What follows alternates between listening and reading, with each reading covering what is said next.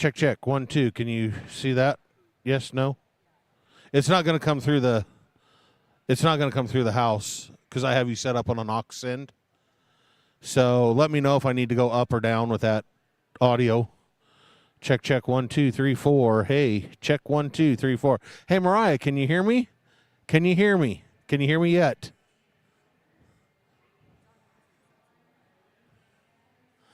I can see it coming into your console over there. You want me to turn it up? Check, check. There. How? Check. Hey, 1, 2, 3, 4. Hey. Check, check. 1, 2. You want it there? Just into the yellow?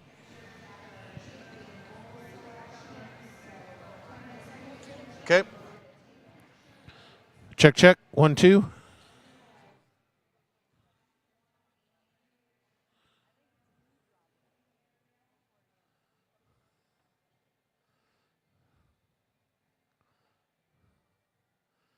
I turned it down.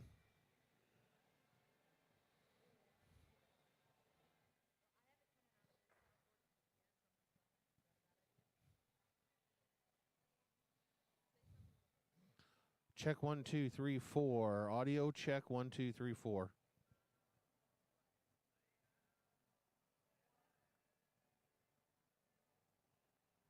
Check, check. 1, 2. So you're barely getting it in their main console.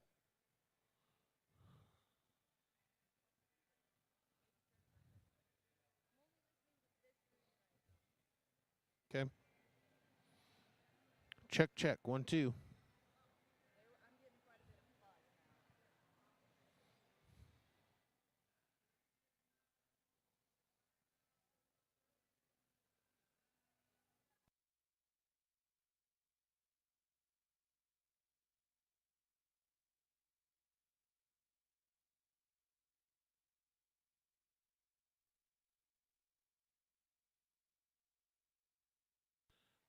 Check, check. 1, 2, 3, 4. Why you're not getting anything now? Check, check. 1, 2, 3. Okay, hold on.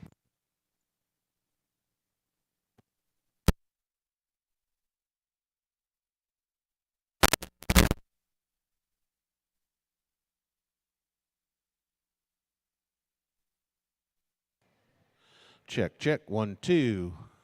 That any better?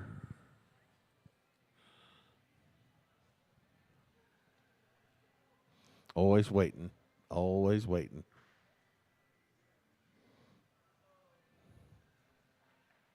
Well, good morning, everyone, and welcome here to the Classic, our show day on our breed shows. Very excited. It's going to be a beautiful day today, and we've got two gentlemen that are serving as our official judges today. Want to do a huge welcome to them to the Classic. In our north ring, we've got Scott Shockey. Scott's coming to you from the heart of the Flint Hills in Kansas. The Shockey family has been in the Simmental business since 1974. Scott and his sons are at Westmoreland, Kansas, and again, we welcome Scott to the Classic, and he'll be working our north ring. In our south ring, he's also coming to you from Kansas, Mr. Chris Sankey. Chris is coming to you from Council Grove, Kansas. Him and his family are very involved in raising Angus cattle. Again, a huge welcome to our two official judges today. With that, we're very honored to have as a sponsor here at the Classic since 1991 KRVN. And it's truly our honor to recognize and introduce your official MC today, Miss Susan Littlefield.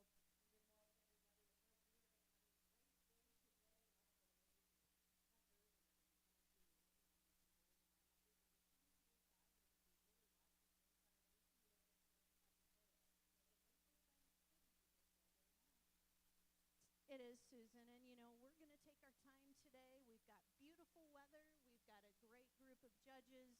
As you notice, we've got some FFA kids judging us, and again, this is truly a showcase for cattlemen of all ages here at the Classic. And yes, our sales will At 10 a.m. will be our first sale, but we've got a fun day here today with our shows, and want to remind everyone we've got that Buyers Cattlemen Social at 5 o'clock in the Ag Pavilion, so we're going to have a little fun today. All right, sounds good. If we are ready to go, we'll be getting ready underway here momentarily in the North Ring.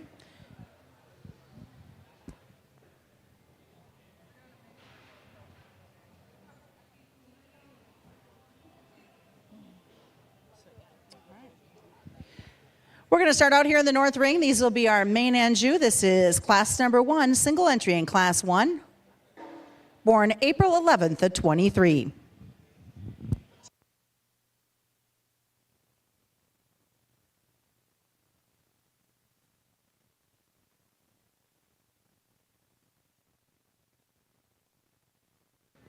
And of course, the South Ring is underway with the limousine show. This will be a single entry in the Class 1 of heifers. April 1st of 23 for her.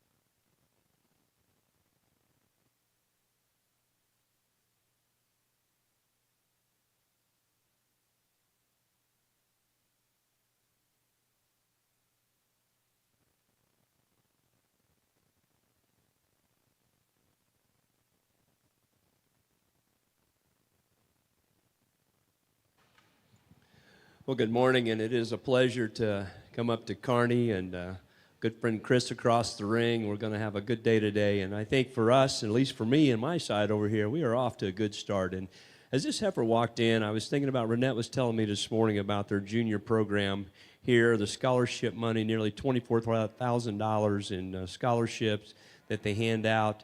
What these heifers had the opportunity to come back and show and win later on is incredible. And I think about this heifer here, and you know, what we tried to do at home, and I bet you Chris is no different over there. Our boys, when we showed heifers that wanted to be competitive in the ring, but really the goal for us was to have a cow when it's all said and done, something they can build a program on. And this is exactly what I see here in our first class. I think she is a model female for a brood cow down the road. Huge-bodied, super good underneath in her running gear, the flexibility she has. She stays so collected, whether you stop her out here, you pull her up on the halter, or you put her on the lead. And I think as I look at her kind and type, the other thing that I think makes it really nice is that there's a lot of opportunity. We have a maintainer out here, and we have a lot of different breeds that we can expose her to, and I think, again, come up with a really good end result. So, young man, thank you for bringing her. We're off to a great start here in our open shows. Let's give him a nice hand, and we'll be anxious to kind of get through the rest of the classes here. Well, in the South Ring, just like Scott has just said, you know, this is such a great opportunity and a great place to get started with a really nice heifer calf. And, you know, again, talking about the potential that these cattle bring to young exhibitors and the opportunities that are going to be afforded to them through the scholarship program and the junior programs that these breeds all have, this is a great place to start. April heifer calf that has got so much future to her. You know, the nice thing about these cattle is, I know Scott will tell you the same thing, the hardest thing about showing cattle is getting them broke and getting them out. And when you have the hard part done and you get to buy an opportunity to buy a heifer that's ready to go, it's truly to your advantage. And this April heifer's got so much to offer. She's just really attractive made, really pretty neck, ties in so neat into the shoulder and has a nice rib in her and lots of length. Really a great place to start. Very deserving of I think, of winning this division. I think this is a Lemmy heifer that's got a lot of future and can be used in a lot of different programs. So congratulations, these exhibitors. Look forward to this heifer. I think as you see her down the road, hopefully a junior will get an opportunity to show her. She's got lots of possibilities. But congratulations on another really nice female, a good place to start. And congratulations to her in the South Ring. She will be your champion limousine female today. We're going to move on to the bulls here shortly for the limousine show. Class 2 will have 3 entries in them. From February 6th to March 6th of 23. In the North Ring, congratulations out of Class 1 going to Kevin Young. As they're setting up and continue to judge Class 2, these were both born in March, the 17th and the 31st.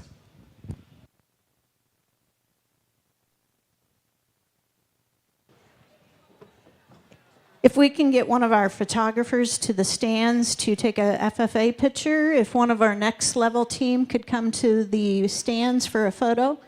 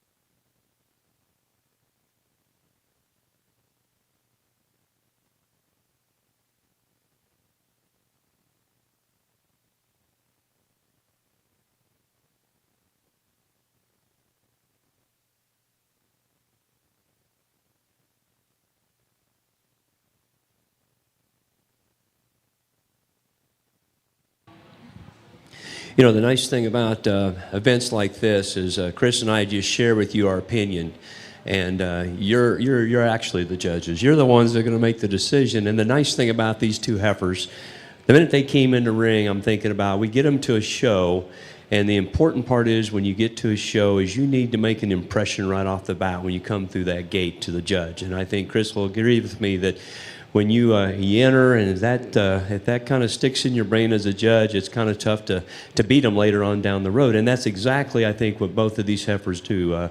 And again, maybe in different reasons. And I think one of the things that's really helpful here for our lead heifer, and the young lady is showing here, she's just a little more ring ready today in terms of her being ready, you know, in terms of her bloom.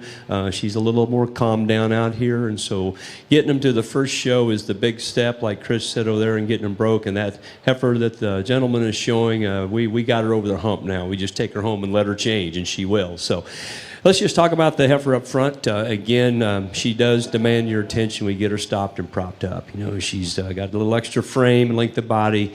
Bone work is incredibly good. Just the design. I like the way she kind of comes out of the top of her shoulder. She comes into her tail head. Her underline is exceptional in her forerib.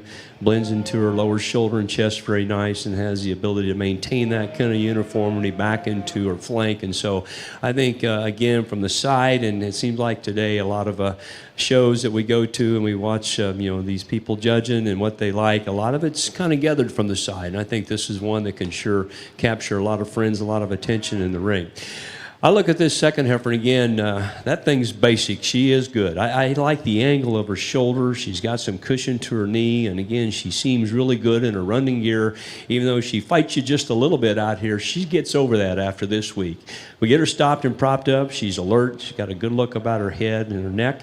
If you get in behind her, that thing is shaped up really good in terms of the turn that she has in her top and out through her hips. So again, she's not quite as far along in her bloom, and like maybe her attitude probably makes as much difference out here when we put her on the lead as any. But I think two heifers that are just extremely good in quality. Again, they're for different reasons, and we will, from a show standpoint, we're going to leave them stand as they were brought into us. But again, I encourage you as the buyers to go back, visit with these people, you study them. I think they both have some awesome quality to them, and you make the final decision. Let's give them both a nice hand. That's a good pair of heifers here in our second class.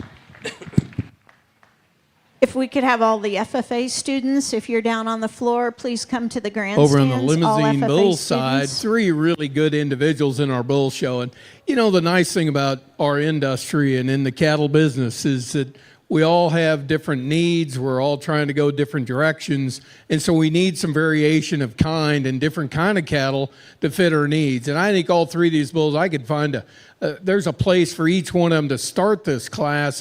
There's things about each one of these individuals that I think is really to their advantage. For me, I guess, as we just talk about 3 really good bulls that all look like to me obviously have a place that can be used. These are breeding pieces that I think as a breeder, if you want to go find one that's real soggy made and kind of going to add some body and some dimension, you're going to be attracted to this bull that comes out first. This black bull that's got a little extra rib and kind of bulky made individual. He's good at the ground. He's just one of those just really useful, really kind of neat made cattle that just I think can put a lot of performance and a lot of dimension. And if you want the really kind of the big top, big hipped one, this red bull's going to probably really get your attention. He's got a little extra top, a little extra hip, probably shows a little more power than we have standing in the bulls on either side of him. But, just good individuals. And, in this young man's calf, the younger one of the bunch that's down here, I'm really attracted to this bull because I think if you're looking for a calving ease type individual, you want to start and look through this calf's front end and look at the way he's sculpted into that shoulder, the way he's put together. I think you're looking at an individual that has got a tremendous advantage when we compare him to maybe, just from a phenotypic looking at him from the standpoint of just, one that's built to kind of have some kind of be calving ease built into him. He's big ribbed, he's bulky made, but 3 really good calves, just good cattle that I think as breeders you should be able to sure find the one you need. So congratulations. Give him a nice hand on bringing out 3 good Lemmy bulls. Congratulations.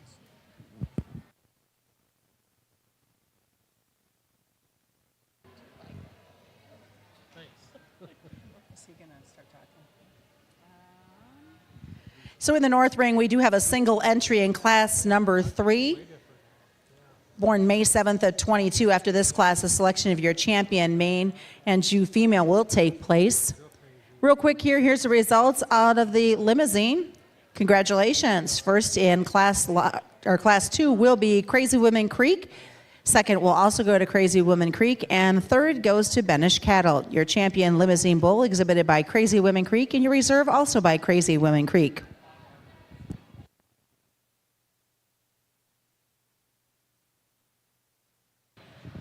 Well, again, numbers aren't big. We're not going to brag about that, but the quality exceptional. All 4 females we've seen in here in our main NG show contribute to the breed. And I was just thinking, where we took a lot of pride in when our kids were showing was to have the bred nones. And so you buy this one here, and here at the end of March, she's going to lay down and have a calf, and you can raise your own show animal. I think, again, she's got the right kind of features to make a nice cow. She's good in her running gear. She's got plenty of cavity in terms of rib and designed nice in her skeleton down her top, and her tail head sets in her really good. You can see she's starting to kind of form up an udder and do here at the end of March, if I remember right. So we got her bred up really good. And so again, there's just so many things that I think are very, very positive. The nice thing is she has this first calf, and then you take her, and from there on out, you can flush her, you can breed her the way you want, and like I said, you can raise your own champion out of that one. Good entry here. Congratulations. Very nice spread.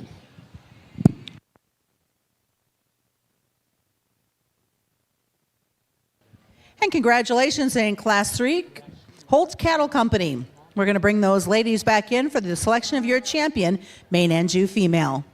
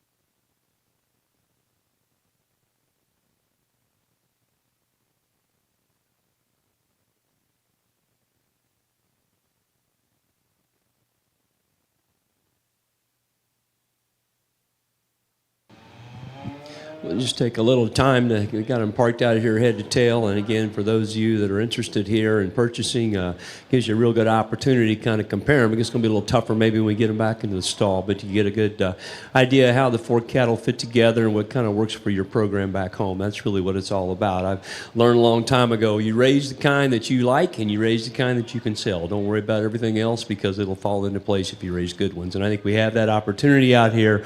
All 4 of these cattle, I think, are really good underneath in terms of their skeleton. They each offer something just a little different in their look. You know, a couple of them have a little more rib cage, a couple of them have a little bit more muscle. So kind of depending on what angle you want to go, you can sure have that opportunity to get into some good genetics right here. You know, again, we pick a champion for you overall here in a bit, and I guess that's tomorrow, and I guess for me, you know, when I think about that Supreme lineup and the opportunity to pick a big heavy bred like we have out here that's still exceptionally good on quality gives us a real good opportunity, I think, in our Supreme drive. So we're going to end up using our bred out here. She'll be our champion. Congratulations to that family, and then we'll go back to the heifers that we had 2 in that class. It'd be, I think, the Marches, if I remember right, and we're going to use that class winner for the reserve overall. So congratulations to the women out here. And again, thank you, exhibitors. A great set of Maine-Anjou cattle to get us started.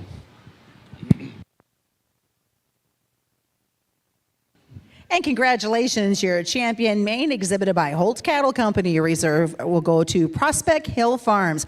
Just a note and a reminder, the sale tomorrow does start at 10 a.m. So at 10 o'clock, and the Maines are down the list a little bit, but you're not going to want to miss this opportunity. We're going to move on to the bulls now as they lead the ladies out of the ring. Coming back will be class number 4, will be a single entry for the bulls. Born April 1st of 23. The South Ring will be starting here in a little bit with the Angus show, so stick around for that if you're looking to make some purchases of some Angus.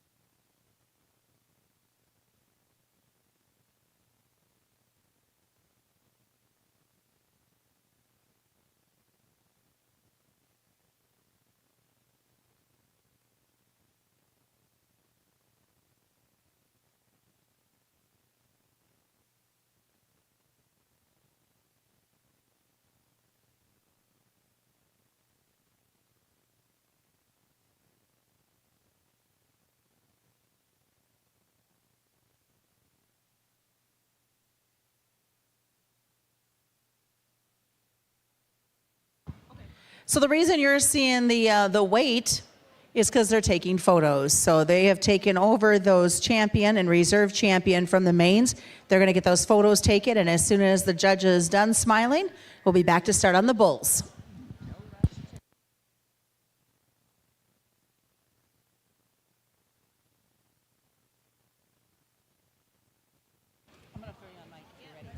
You know, Ronette, we see the FFA kids. It's National FFA Week, and I'm sure my life was extremely touched by FFA. Many of these kids and folks ringside as well have been involved in FFA when they were in high school.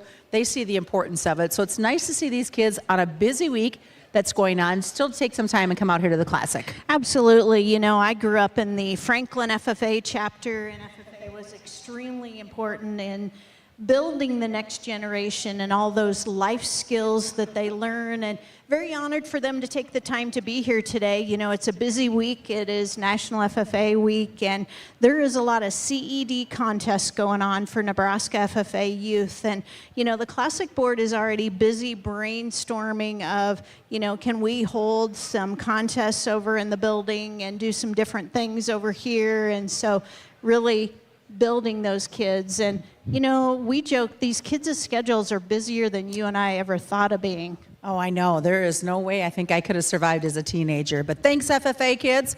I know you're over there getting ready to do your next event. We appreciate you being here during National FFA Week, which leads me into another thing while we're waiting for the bull to come in here. You've got some amazing scholarships that your board has put together once again. We do, and you know, the Classic Board is investing $24,000 back to youth that are involved in buying a steer heifer at any of the Classic sales. They sign up for our program. We do some educational tours in the summer. We actually take them and put them through a simple interview process, and so some very phenomenal opportunities for the kids as they're moving forward. So, you know, the one thing I want to back up just a moment, we were talking about FFA, and these kids are in the building. They have been given a task, and we give them a question today about learning about sustainability, learning about tools that can help beef producers be sustainable for years to come. And so they're here to learn face-to-face, whether it's with the tremendous vendors that are here exhibiting or the cattlemen in the back of the barn. Lots of great opportunities, and sustainability, definitely that big buzzword right now. It is, and you know, again, building that next generation and bringing opportunities to kids. And so there's lots of dads and grandpas that are ringside here watching the shows. Keep in mind all the junior shows that are involved with a specific breed that you have an interest in. Buy your son, grandson, granddaughter, daughters a heifer at any of these sales. When you check out at the buyer's registration, they have a flyer that talks about the scholarship program, and you don't have to be 20 years old, Susan. You know, we held our interviews for the kids that were in it last year. We've got a junior division, you know, that's from 8 to 10. And I tell you what, some of those 8-year-olds are more articulate and well aware of all the beef industry challenges than the 20-year-olds. Which is pretty good for this industry as we move forward. Absolutely, but it's all about building opportunities, providing the network, and introducing them to industry leaders, and it's a lot of fun. And plus, there's some great cash rewards back to the kids. So beyond this year, how does somebody find out about getting involved in it coming up in 2025? All they need to do is pick up the detail sheet at the buyer's registration area, and they can find that information there, or of course go to our website, nebraskaclassic.org.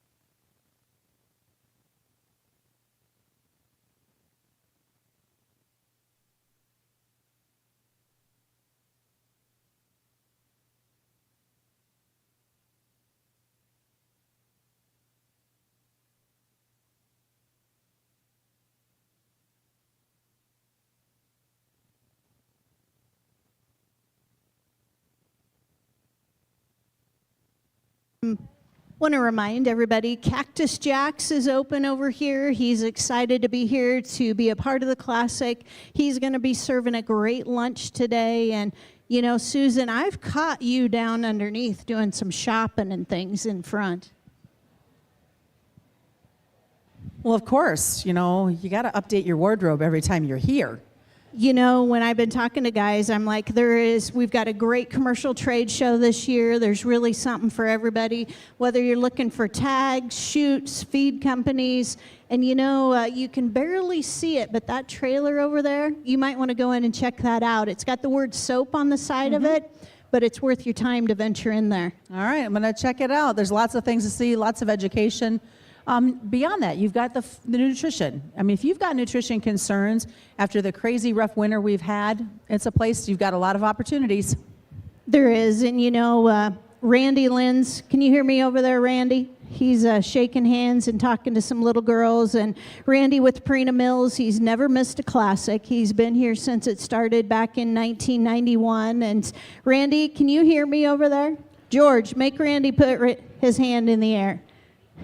George just put his hand up. He's the president of the Classic Board, and glad to have all of those guys out here helping us. So work your way all the way around the room. Very excited. Fred Smith's here with Nebraska Bull Service. He's very excited to have him and his team join us tonight in the Ag Pavilion. We're going to have a beef social, a buyer's supper, and you'll get to hear from Fred tonight and learn about Nebraska Bull Service, Vogler Seaman Centers. So lots of opportunities, lots of neat things happening, and more importantly, Susan, you did great on the weather. Hey, I worked hard on it. It's Lent. I had to ask what I was praying for. I was praying for good weather for this week. I want to remind you guys, too, while you're enjoying the day here at the Classic, make sure and step outside. Those commercial heifers are on display outside. A nice set of bred heifers, open heifers, as well as the new pin bulls are out there. And again, all of the sales will start tomorrow at 10 o'clock. Everything sells tomorrow except for the fancy heifers and the prospect steers that will sell on Friday.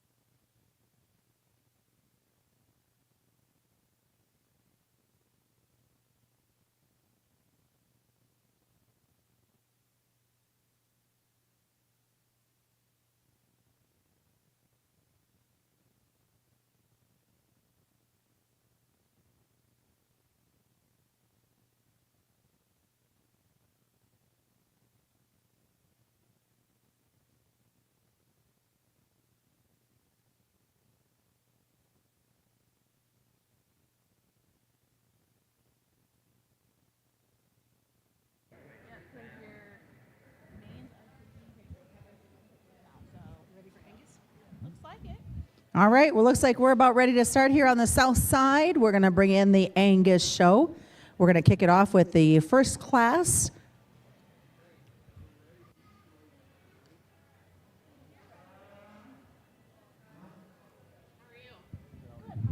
Looks like we got some royalty joining us, Susan, as we're going to start our Angus show over here on the south side. And again, there's lots of opportunities as we're going to start our Angus show. Remember all of the Angus juniors and all of their shows. And Margot, where's your junior national this summer? It's in Wisconsin, Madison, Wisconsin.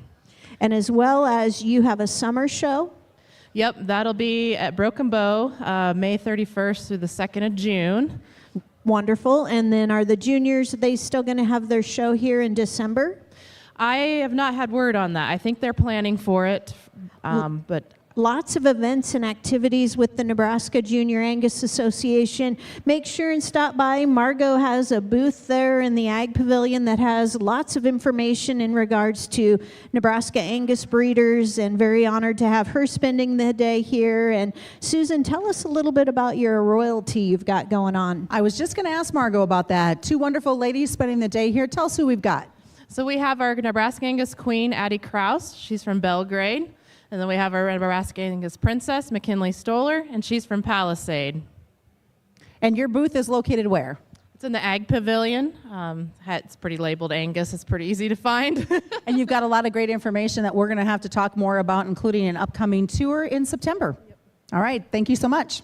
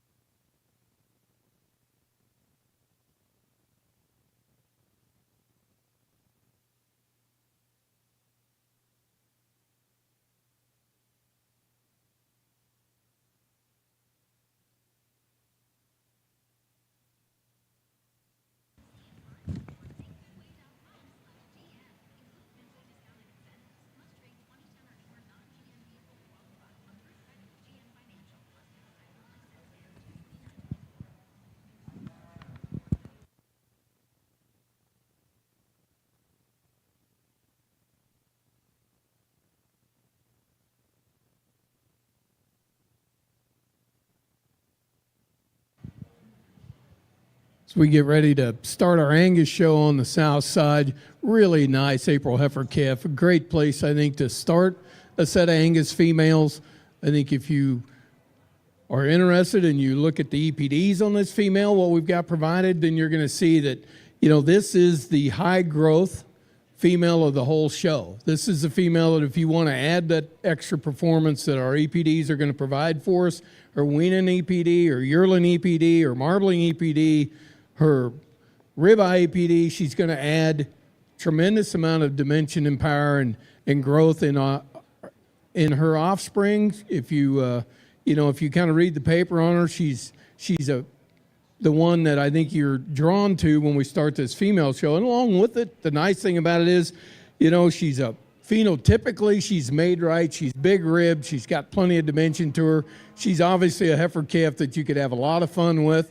I think she'd fit right into this program that they have available for these females, scholarship program, and the junior heifer show that's coming up this weekend. This would be a fun one to have. So great place to start. This is a really nice heifer calf to start our Angus show with. Congratulations. Give this young lady a nice hand for bringing this one out. We'll look forward to bringing her back as we get ready to end the day. But congratulations on a good one to start with.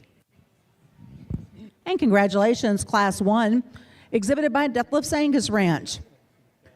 Class 2 set to come in the ring here momentarily. There'll be 4 in this class, all born during the month of March of 23.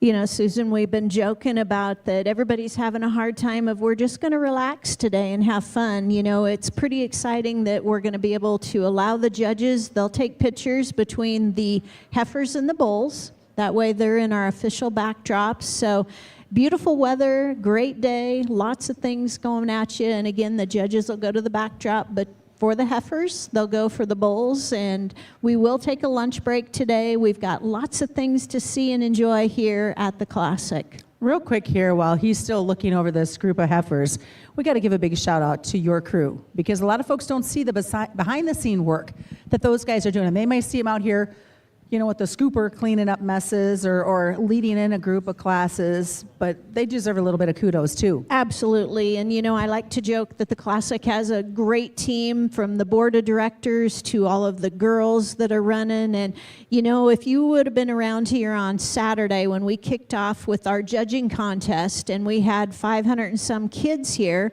we had kids that came from Ohio, California, all to judge here at the Classic. And every cattleman in the building ought to be proud that, you know what, those kids are coming to Nebraska to look at cattle here. And so had a lot of fun, and everybody, we kept everything on time. And so we're just getting good and started, and want to thank everybody for taking their time to come and enjoy the day. We've got a great day planned.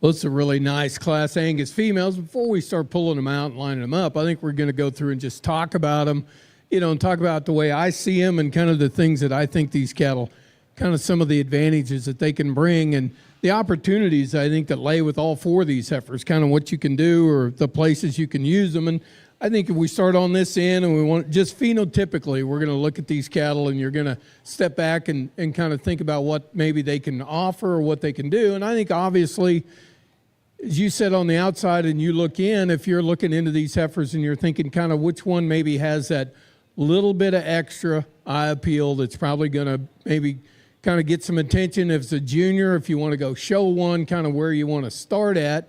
I think this young man's heifer that stands on the front end, I think she probably brings a little extra ring appeal to us when we look at them, and I think you can kind of talk about it a lot of different ways, but I think realistically nowadays when you show cattle and you're in the show ring, there's a lot of people that, you know, they want to start and look at cattle through the front end structure and kind of length of neck and feminine front ends in them, and this heifer's really made with that look. She has that profile that you kind of like to see. She's going to be a little extra, have a little extra look up in her front end structure. I think that's the, you know, just the advantage maybe in this class when we start talking about show heifer prospects.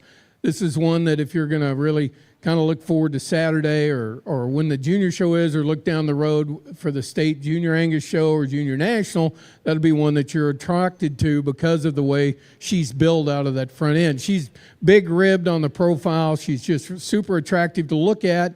She's a female that sure has a lot of advantage. The heifer that stands behind her, what I really appreciate about this female, and I like them, I like all kinds of Angus females. We have a variety of kinds in our program at home because we have some different things we try to do. But this is the kind of female that I think we all have to make a living in this business. You got to have these kind of maternal type, kind of big ribbed, high volume. You know, the moderation of Angus cattle sometimes is to our advantage because we're living in such, you know, different environments and feed costs get to be high. And, you know, if it's not part of your world to worry about coming to a junior show next weekend, this female should be something you should really be attracted to. This is kind of a nice made Angus heifer that's got a true advantage, I think, from the standpoint of one that, is going to be easy to maintain. She's going to do what we expect her to do. She looks really good on paper. She's a female that's got a great set of EPDs to go with it. So truly, I think a female that's a real breeding piece that's got a lot going for her. Young lady's heifer that comes next as we talk about them, just a high growth female, kind of a big volume, rugged made individual. It's interesting. It's typical of what you'll see in the Angus breed a lot of times. Phenotypically, maybe they aren't going to match up with their EPDs. Her EPDs aren't going to show us on paper the growth that she has that you see here. And I'll just be real honest with you. If you're familiar with the Angus breed, then you know that probably what's happened is, and happens to all of us, we have really good Angus cows that have done what we expect them to do. They raise the cattle we expect them to raise, but by EPD standards, those older cows do not have an advantage. We're at a disadvantage sometimes by using our really good Angus females if you want to just look at paper. And I would assume maybe this female has a little bit of that. She doesn't have quite as much growth in her on her papers when we compare to the heifers standing on either side of her. She's a female that maybe doesn't give us quite the same amount of performance as some of them, but this is still females that I think have a tremendous phenotypically big ribbed, high volume, high performing female. Heifer that follows behind her, again, another of the same kind.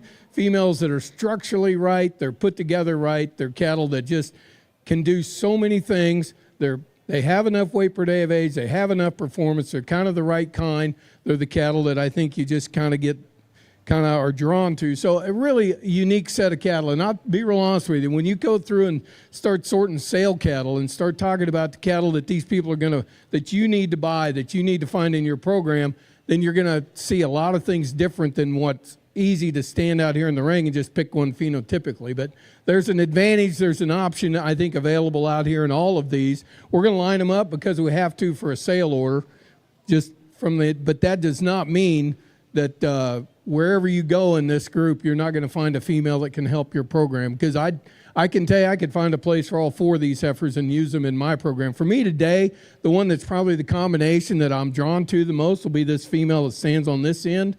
We'll let her come out. She'd be the one that I would, just from a combination factor of phenotypically and numbers to go with her, EPDs, I think she kind of fits the bill. We're going to follow with this young lady's heifer that comes next. Follow with this heifer on this end down there, young man's female that just striking it from her appearance, and then follow with this young man's female that I think has a tremendous amount of value to her. She's really functional type of an Angus female that's got a lot of future. So great set of cattle. Give these exhibitors a nice hand for bringing them out. Congratulations on a good set of cattle.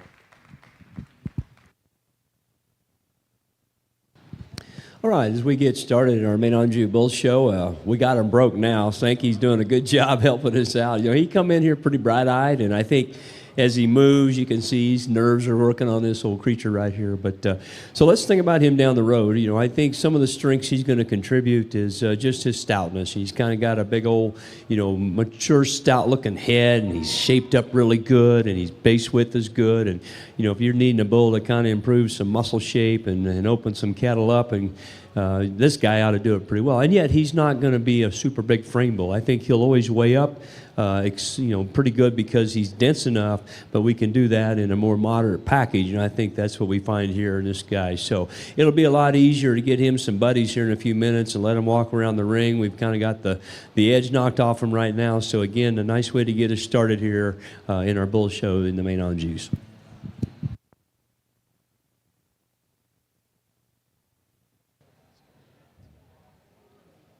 And congratulations on the Main Anjou side. Class 4 exhibited by EMS Enterprises. Class 5 set to enter the ring on the north side, and there are 2 in this class, February 7th and March 6th of 23.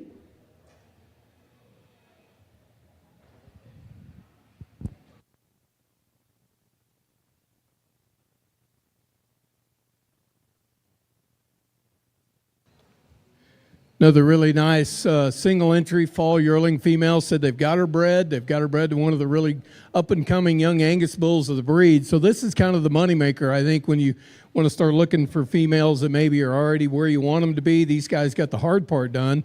Getting them bred to the right bull sometimes is always a a challenge. And so just a super nice fall yearling, kind of a high growth individual, a female that looking at her, you can see it too. She's big ribbed, she's big boned, she's good footed. She's a female that's sure going to bring some performance power to her calf. So really nice bred female. Forward to getting her back out here. Give this young man a nice hand. Congratulations on another good one.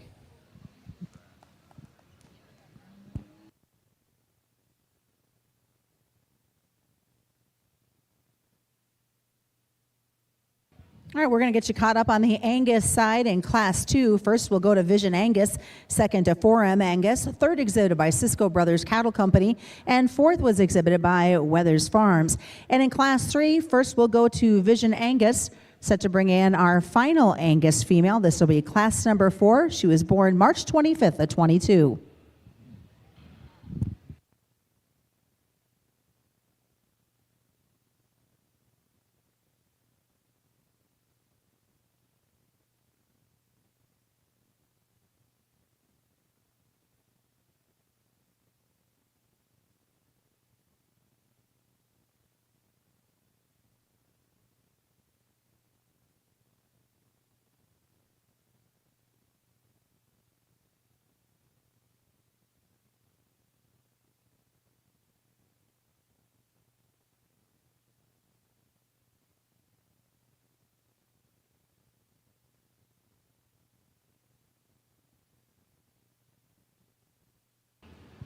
Well, again, I think the case is here, just depending on what your program needs. I think both bulls have just a tremendous amount of quality to them. And as we look at the bull the gentleman has here in front, I think the thing when I say quality about him is the quality of his skeleton. He is so soft-made in his knee, the angle of his shoulder. Love the design of his hip, and you kind of study him, you know, from his stifle to his hock and into the ground as he walks around out here in the ring. He's exceptional in the way that he's built, I think, and really all parts of his skeleton. And then yet he still has, to me, you know, for a yearling bull out here, a coming yearling, he's still pretty young. He's got a real masculine look about his head and his neck. He's got nice testicular development. He's shaped up really good.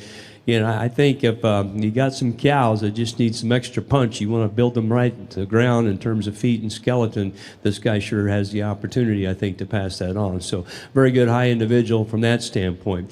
We can also talk about quality in this bull the young lady shows here in terms of his look. You know, he's got the length of neck, comes up out of his blade very nice, his extra length of body that he has. And, you know, sometimes we make cattle big and long, we also have to take a little of the dimension out of them, and I don't think we're having to do that on this guy right here. He's still shaped up good in his upper rib. I like the way when you get in behind him, for as good looking as he is up front, he still has good pin width. He's got some muscle to him. So again, his quality is one that can really, I think, add some look and some length in a particular calf crop down the road. So I think both entries are exceptionally good.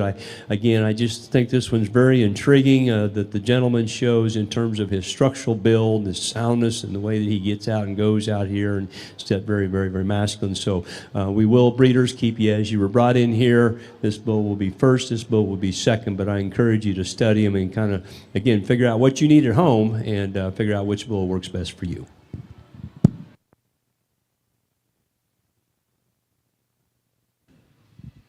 Well, on the Angus side, again, we start talking about these females as, you know, kind of females that are herd builders, money makers, ones that can do something for us. And again, we're to the point with a bred heifer that, you know, is going to calve here within 30 days, she's showing it, she's getting close to calving.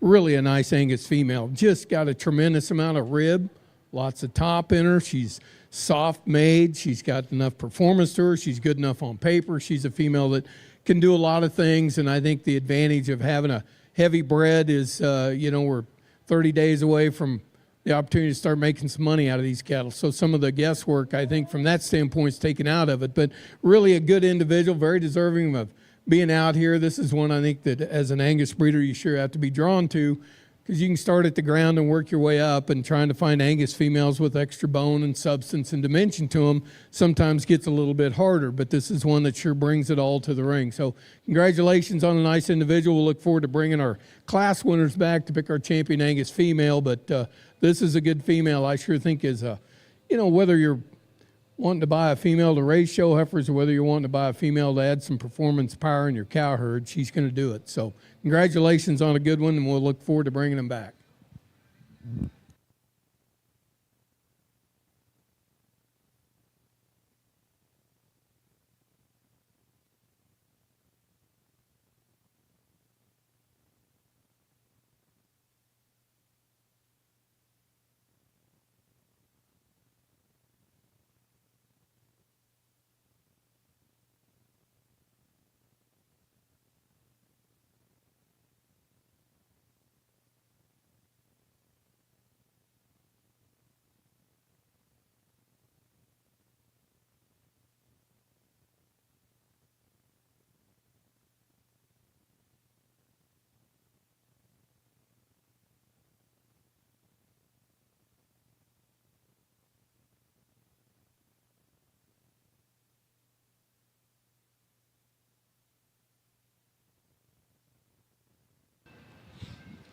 Well, again, I thought the heifer show, and we just had a few, was really good. And then we bring in, I think, a nice set of bulls. All four of them, again, are exceptionally good. And to bring a bigger bull like this, an age advantage bull to town that is in as good a rig as he is and as good a quality as he is, he's, I think, a very high-end individual that can do a lot of things good. And again, I think the thing that I look at is his skeleton and the angle of his shoulder, his ability to sit down really true at the ground. His feet are so nice. They're round all the way at the surface.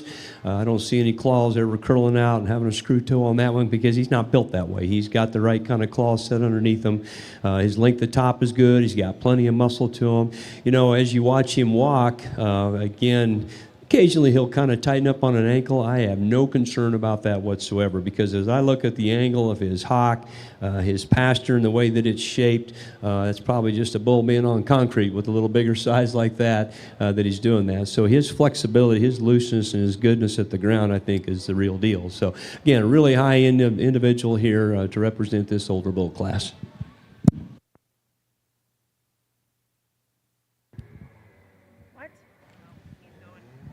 Get ready to pick our Angus female champions, and really a nice lineup of these heifers in the ring. We've had just good cattle all day long. I think, you know, pretty good numbers, and I think number-wise of cattle shown, and a good set of cattle all the way through. And I think as we, you know, you can find, I guess you can look through these cattle and sure find a place to start any one of these and let it as the champion of this show. The female are, you know, like we talked about, the young heifer calf, kind of the high growth female in the breed from a number standpoint, tremendous amount of growth numbers, really good carcass numbers. A female that from an EPD standpoint you're sure going to be drawn to. Female that wins the second class, kind of that combination heifer. I think she puts a lot of good things together. She's good ribbed, good top, attractive made, just kind of, and has kind of the EPDs I think to match up. Big bodied, bulky made, powerful female that comes into that third class. Again, start talking about these bred heifers. The farther along you are, the closer you are to making money. And we've got two breds standing down here in our fall bred and then in our spring bred heifer. So really a good set of cattle. Nice second out of that one class. We had a good group of four females and just, I think, some real advantages out here. But give these exhibitors a nice hand. It's tough to get cattle ready to come, especially with the winter we've had, and this is a good lineup. I'll show you a pair of these heifers that I think kind of match up good. So congratulations on a good set of females.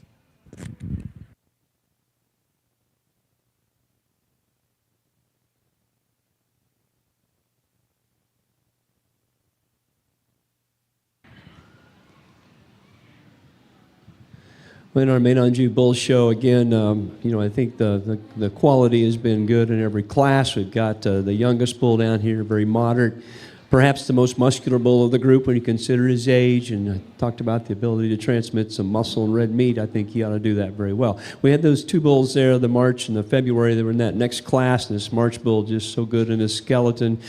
Quality of hair coat design, I think, is really quite nice in him. And, of course, the bull that was second to him, perhaps the best-looking creature of the four that we had out here in the ring. So really long neck and very, very long in his spine. And then we bring the big age bull out here in class, and, again, I think he does does things very well. He's got a quality look. He's got a nice skeleton set inside of him, and the way that he handles his stuff at the ground, I think, is quite nice.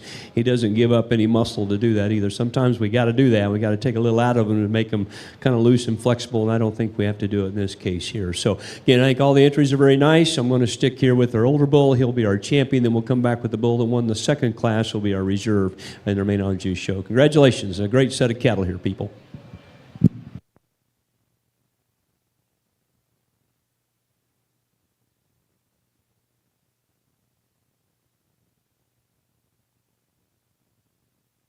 All right, we're going to head to the backdrop for all of ours. We'll be back on the north side with the Keys. We'll be back eventually here on the south side with the Bulls for the Angus. But wanted to catch you up on some of those results. Class 3 on the Angus side, exhibited by Vision Angus, and Class 4 exhibited by Triple S Cattle.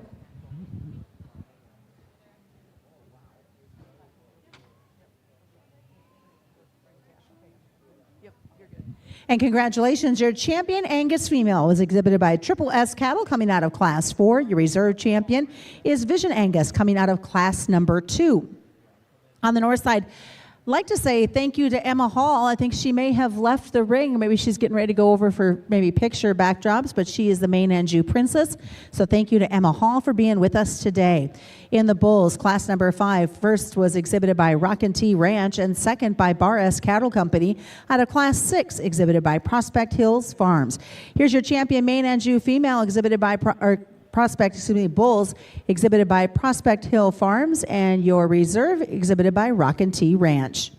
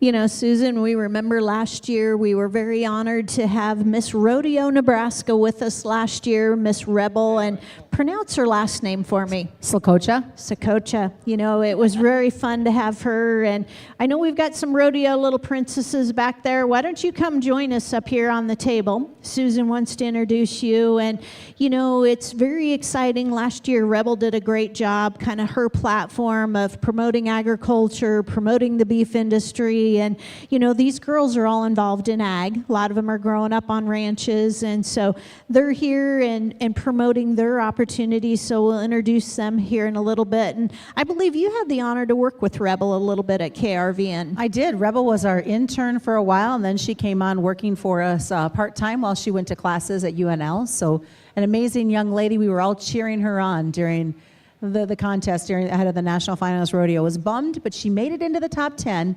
But she's an amazing, amazing young lady. Lots of talent with young people, and again, welcome to all of the FFA youth that are here today. And you know, our FFA numbers are a little smaller this year, and we talked about every school is having their CED contest today, except for about 4 of them, and we have those 4 here at the Classic. But you know, the CED contests and all of the opportunities that youth have in FFA is phenomenal. I want to kind of talk real quick while we're waiting for those young ladies to come up here and join us. Let's talk a little bit about your board. and the work that they do, because this isn't just we're going to show up the week of the Classic. This is a year-round commitment for these board members. It is, and they're all volunteering their time, and you'll see them scattered throughout the building.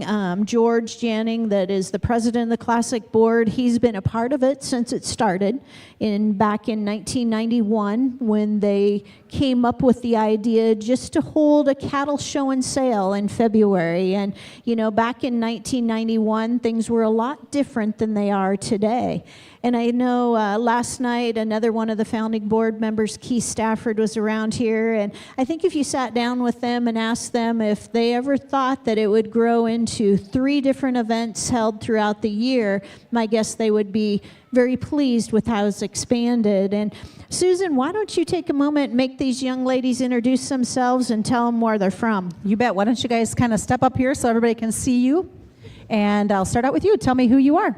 Okay, my name is Taylor Bowling. I am the 2023 Miss Central Nebraska Rodeo Queen, and I am from Broken Bow, Nebraska.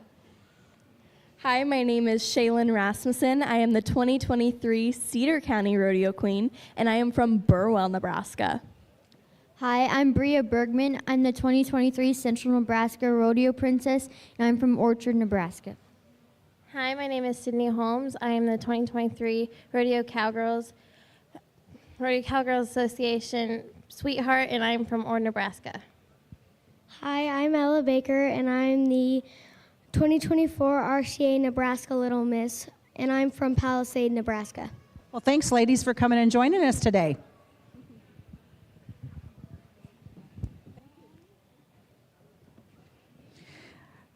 Well, I think back in our north side of the ring here, I think they're ready to get the north side back rolling. Again, want to remind everybody, lots of commercial exhibitors here, but more importantly, while you're here today, go back in the cattle stalls, visit with these guys, talk to them about their program, talk to them about their animals they brought, whether it's the bulls, the heifers, lots of opportunities. And again, those sales will start tomorrow at 10 o'clock. If you are wanting to get a buyer's number, I believe our girls are up front there. Neva kind of ramrods that area. You can get a buyer's number. And once you get a buyer's number, it is good the entire time here at the Classic.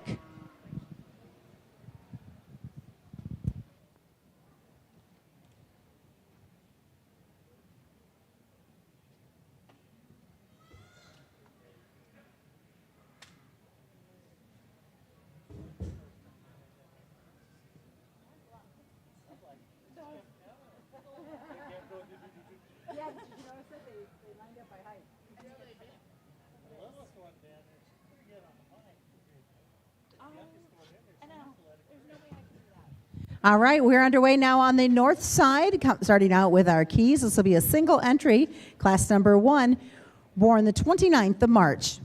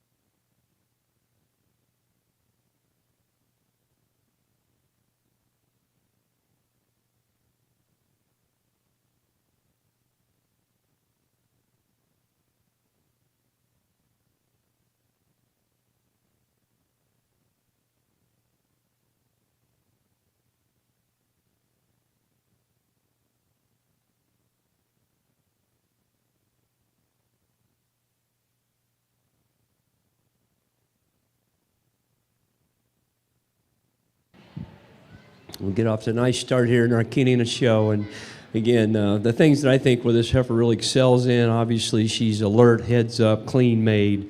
very muscular in her shape as you kind of study the turn in her top and out into her hip. And I bet you we take her back home and put her in a natural environment, let her fill back up. You're going to say, you know what, she's got plenty of body too. You can see that in the shape to her rib cage, the way it comes out of her spine. And she does it being a Baldy. A friend of mine told me once upon a time, he said, Shockey, that's the money stripe. And when you got that running down between your eyes like that, and it is amazing, you go to market cattle, how something, again, as simple as that, can really make a difference in their value. So if she has that ability to transmit that kind of look, along with just a little splash of white or bling on her up in her head there, I think she has the opportunity to kind of be a good investment here to make better ones. So, yeah, nice start here in our first class. I think we got one more, and so just hang tight, and we're going to pick us a champion.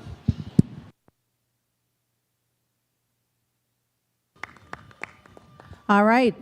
Congratulations out of Class 1 of our Keys RA Cattle.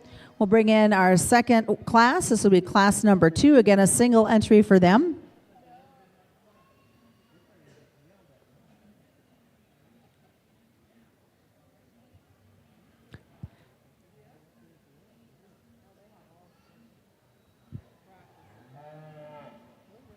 And this heifer entering the ring on the north side was born January 10th of 22.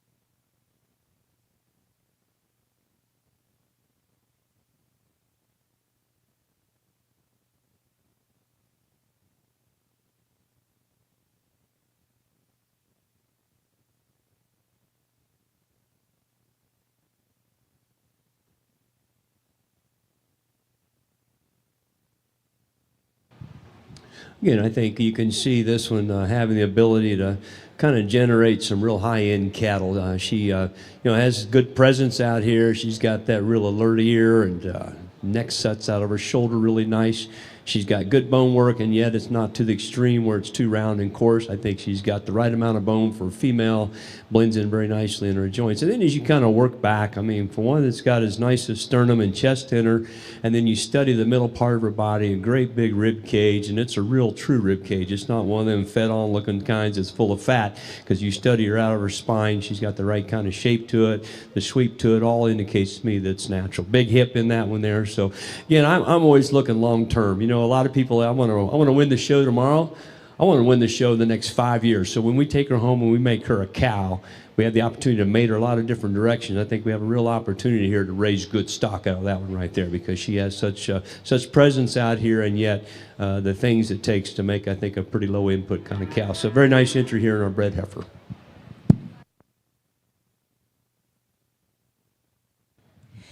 And congratulations to Schultz Cattle will be the winner of class number 2, bringing both those females back in for the selection of your champion key. And Ronette, we're getting ready to start now with the Angus Show. Back up again, bringing the boys in, a single entry out of class 5, born March 3rd of 23.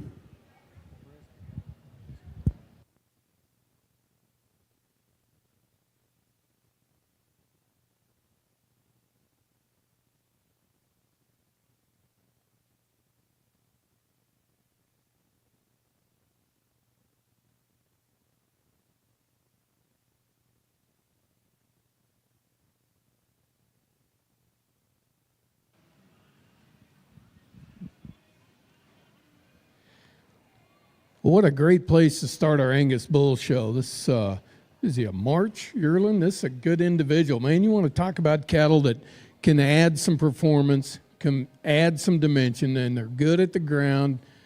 I tell you what, really, I've kind of drawn to him also. He's really tight underlined, and I think, as we kind of go through this, it's nice to see Angus cattle that have kind of tight in their underline. They're good in their testicle shape. They're good at their bone work and down at the ground. And this is just a good calf, man. This dude can do a lot of things right. He can sure add a lot of performance and a lot of dimension. So it's a great place to start. Congratulations on a good single entry to start our Angus Bull show with. Go ahead. Okay, real quick, we'll get our champion here in our Key show. Again, I appreciate both cattle. They're obviously different in type and kind. The young heifer, like we talked about, good presence out here in the ring and got a lot of muscle. Shape of rib's going to be good in her, and maybe again hasn't taken to the show quite as comfortably, but she still, I think, has a lot of good pieces to her. And then we just discussed our big bred that I think is the kind that a person can kind of take home and do some things with and make it a pretty interesting marketing opportunity for somebody. So we're going to stick with our bred as our champion here, and then of course our calf will end up in reserve. And congratulations and best of luck to the both of you.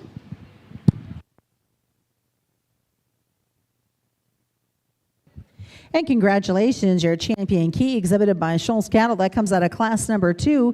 And your reserve champion is out of class 1, 6A. Exhibited by RA Cattle.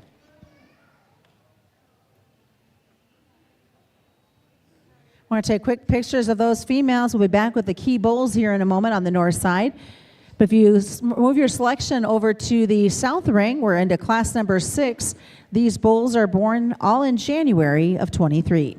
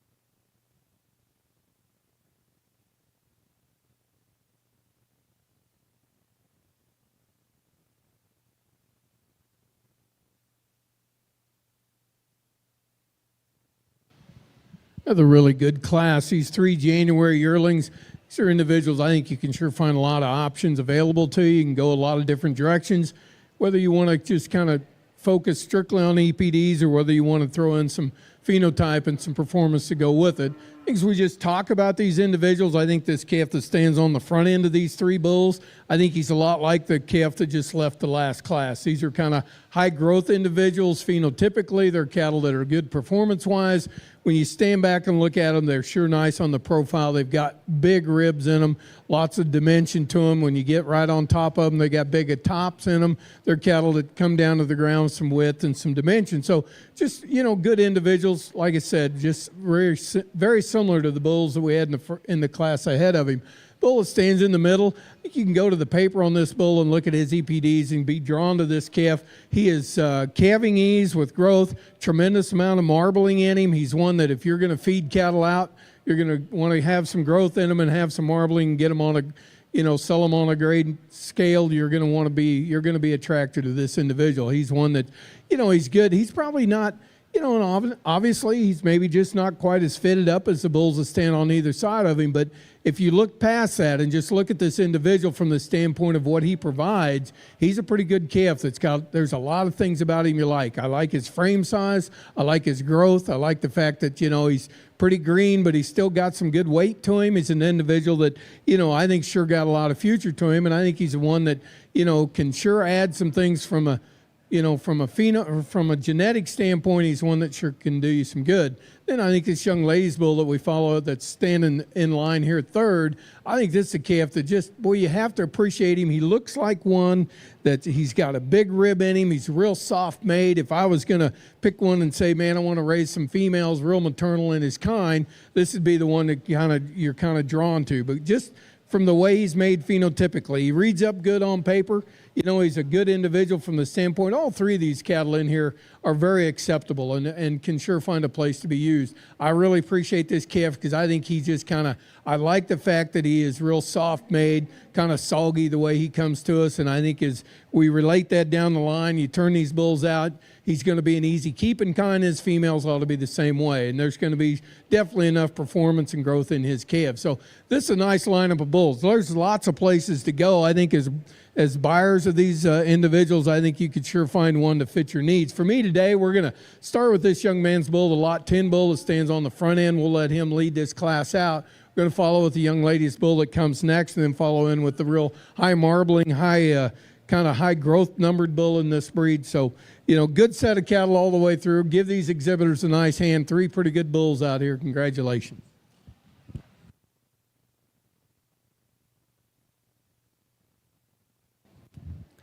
And congratulations out of Class 6, first exhibited by Benish Cattle, second exhibited by B2 Angus, and third will go to Makita Farms Incorporated. Class number 7 is a single entry that's coming in, born May 15th of 22.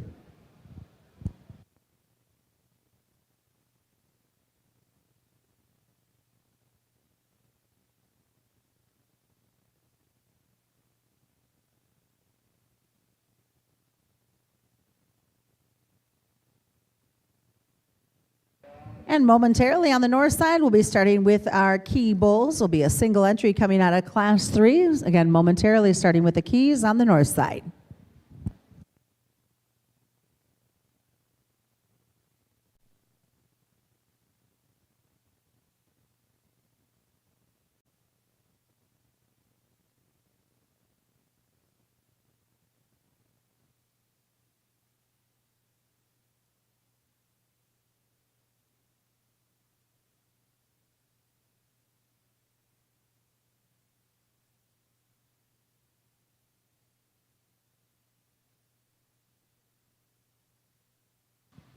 Another really nice individual on our Angus Bull show, and the good thing is we're getting into these age advantage bulls, these older 2-year-olds coming twos that are going to breed a lot of cattle, going to do us a lot of things. This calf's really nice, man. You look at him, read his EPDs, look at his, his calving ease along with his growth. It's an individual that can do a lot of things. And phenotypically, you have to appreciate him. He is good topped. He's got some hip. He's got some dimension. He's big testicled. He's another good calf that I think sure got a lot of future. So, this is a calf that looks like to me you can sure turn him out and breed a lot of cows. Going to do a lot of things right. Looks like he ought to be a Cavanese individual. So he's made that way and he reads that way on paper. So good single entry as we get into these older bulls. Congratulations on this bull. We'll look forward to bringing all these back.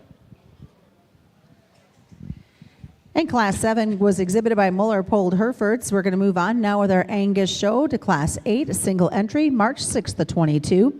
And on the north side, we're back with our keys. This is a single entry out of Class 3, born March 14th of 23.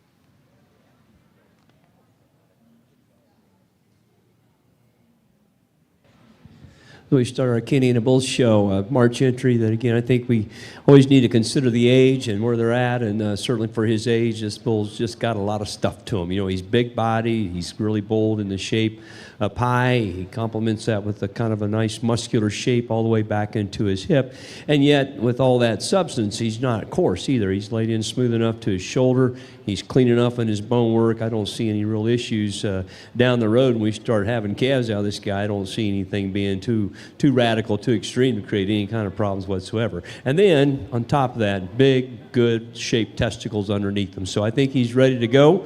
He's certainly got enough to him, and performance-wise, he's right intact where he needs to be for his age.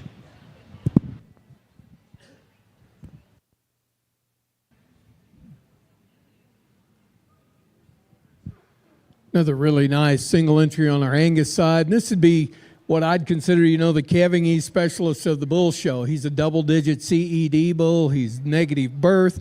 He's a big, you know, strong aged individual. You can turn him out, breed a lot of heifers with this dude. You can breed a lot of cows. You know, nice thing I think from his advantage from the calving ease standpoint is looks like to me you can sure count on him. He's made that way. He's made up in his front end structure, I think, to kind of spit those calves out. And I think from the standpoint of, along with that, some of the advantages that he brings, you know, he's really good in his marbling score. He's big rib-eyed. He's good in his rib-eye score. I think this is an individual that covers a lot of things that you can do a lot of good things with. But if I was in here looking for a bull to breed heifers to and something to turn out and really count on getting a lot of them bred, I'd sure be interested in this one. He's big nutted, and he's good underlined, and he's sure one that's got a lot of advantage from that standpoint. So another good individual. We'll look forward to bringing him back. Congratulations on another good bull. You know, Susan, we've been talking about sponsors and all the opportunities, and I'm going to take a moment and I'm going to embarrass him. But over on the north side of the ring, Les Vogler, put your hand in the air. Welcome to the Classic, sir. Good to see you. Vogler Seaman Center's no stranger here at the Classic. And, you know, last night we were reminiscing. Les, you weren't here, but we were talking about you. We even had a moment, talked about your dad. I said back in the old days in the old expo building, you know, he'd be joking, turn the heat on, Renette, turn the heat on. And I said, this be 1 year that old Lloyd Vogler'd be smiling from ear to ear saying it's beautiful weather out. So thank you to Vogler Seaman Center for being a sponsor here at the Classic. Honor to work with their family and look forward to doing a fun tour at Vogler Seaman Center this summer. So thank you to them for being a sponsor here at the Classic. And congratulations in the South Ring. Class 8 went to Deathlifts Angus Ranch. We're going to be ready to bring Class 9 in here momentarily. Class 9 will have 3 bulls in them from January 25th to February 23rd of 22. And on the north side, we do have 3 entries in Class 4, February 26th, and then 2 of them March 2nd, of 23.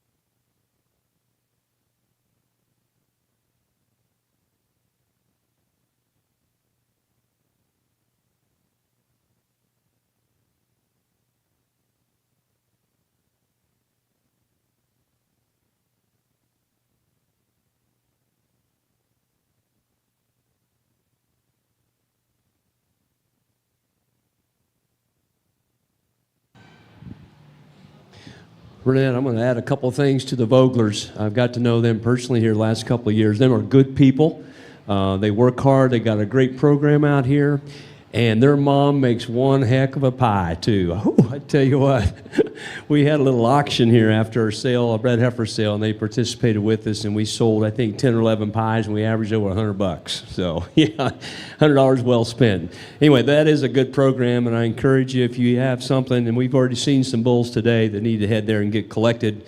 We got one in this class, too, that I think could sure head that direction. Them guys will take good care of you, and they'll do it upright. So we kind of combined a couple of classes here. We'll just go through and talk about them. Our bull up here on the front side here, a big, long, stretchy rascal, really level in his top. Tailhead sets in him nice. He's very smooth. Again, not excessive in his bone work. And I think, again, like Chris had mentioned over there a time or two about calving these cattle and how they need to be built and look. And it's kind of, you can kind of read this guy that way. He's just so smooth the way he lays into his shoulder, his head shape nice. Body depth is good. So, again, one that I have no idea what his actual birth weight is or what his EPD suggests. I think just based on what we see visually out here, we sure don't expect any problems out of him. The bull that stands here in the middle, very moderate. He's soft. He's good body. He's got nice quality hair. Again, pretty basic in his structure. He doesn't have any big problems at the ground. His skeleton holds together very nice. And I think from the standpoint of, having some top and some hip, he's just a good bull that you got to start to pick any major holes in him. You're going to have a hard time doing it because there's just nothing really that I think comes to him as being a real major issue in his kind. Ma'am, you're a good hand out here. He's wanting to kind of test your patience. You're doing good. I learned a long time ago, I ain't cut out for showing these things anymore. So I tell you what, that's a good creature too. You know what he does the things that I like in the other two bulls in a very nice package. He's got some framework. Again, he's real alert and up-headed. He's got some quality to his look. Of the three, he's probably just a little stouter in his bone, his general shape, and just the amount of red meat that he's got stuck inside of him. So I think he's a real high-quality event to have here in this particular class. So I think what we will do today, fellas, he will be our class winner. Is that we're going to need to rank him for our overall? Okay. He'll be our class winner. Again, I'd like to take a vote here from the stands, but we can't do that. I'm going to use the bull here in the middle. I just think he's just a good, functional, fault-free kind of rascal. He'll be second. And then the much longer stretcher bull here, he's going to wind up in third. So, again, thank you, people, for bringing these cattle out. I think it's a nice trio of bulls to sort through.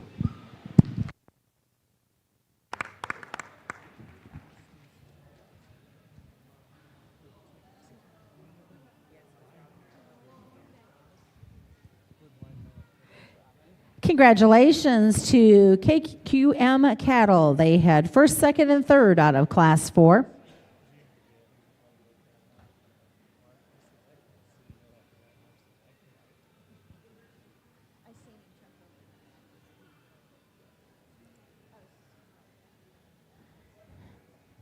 As we wrap up our key show with the bulls, this is class number 6, single entry, January 25th of 23. And if you look over on the south side, entering the ring now is Class 9, 3 entries, January 25th of 22 to February 23rd of 22.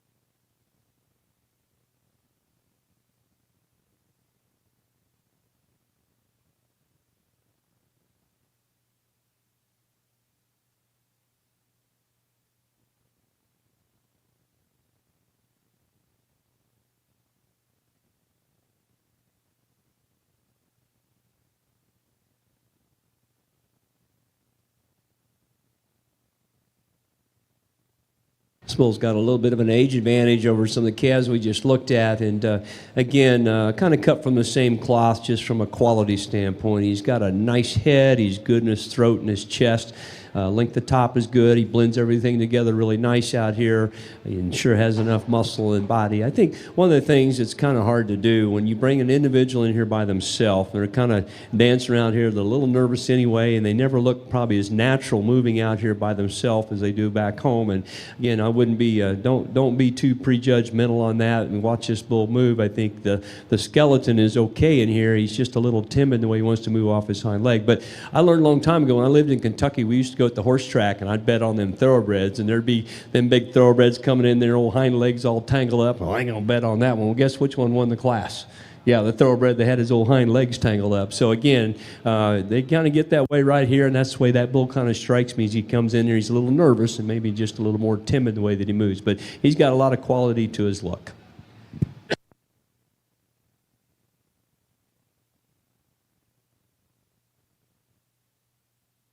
Congratulations going out to Barras Cattle Company, winning of the class number 6. We're now going to bring in those bulls for the selection of your champion and reserve champion key. Again, just a quick reminder, the sale tomorrow gets underway at 10 o'clock. Your opportunity to spend some time in the barns, and then later on this evening, having more conversations at 5 o'clock this evening.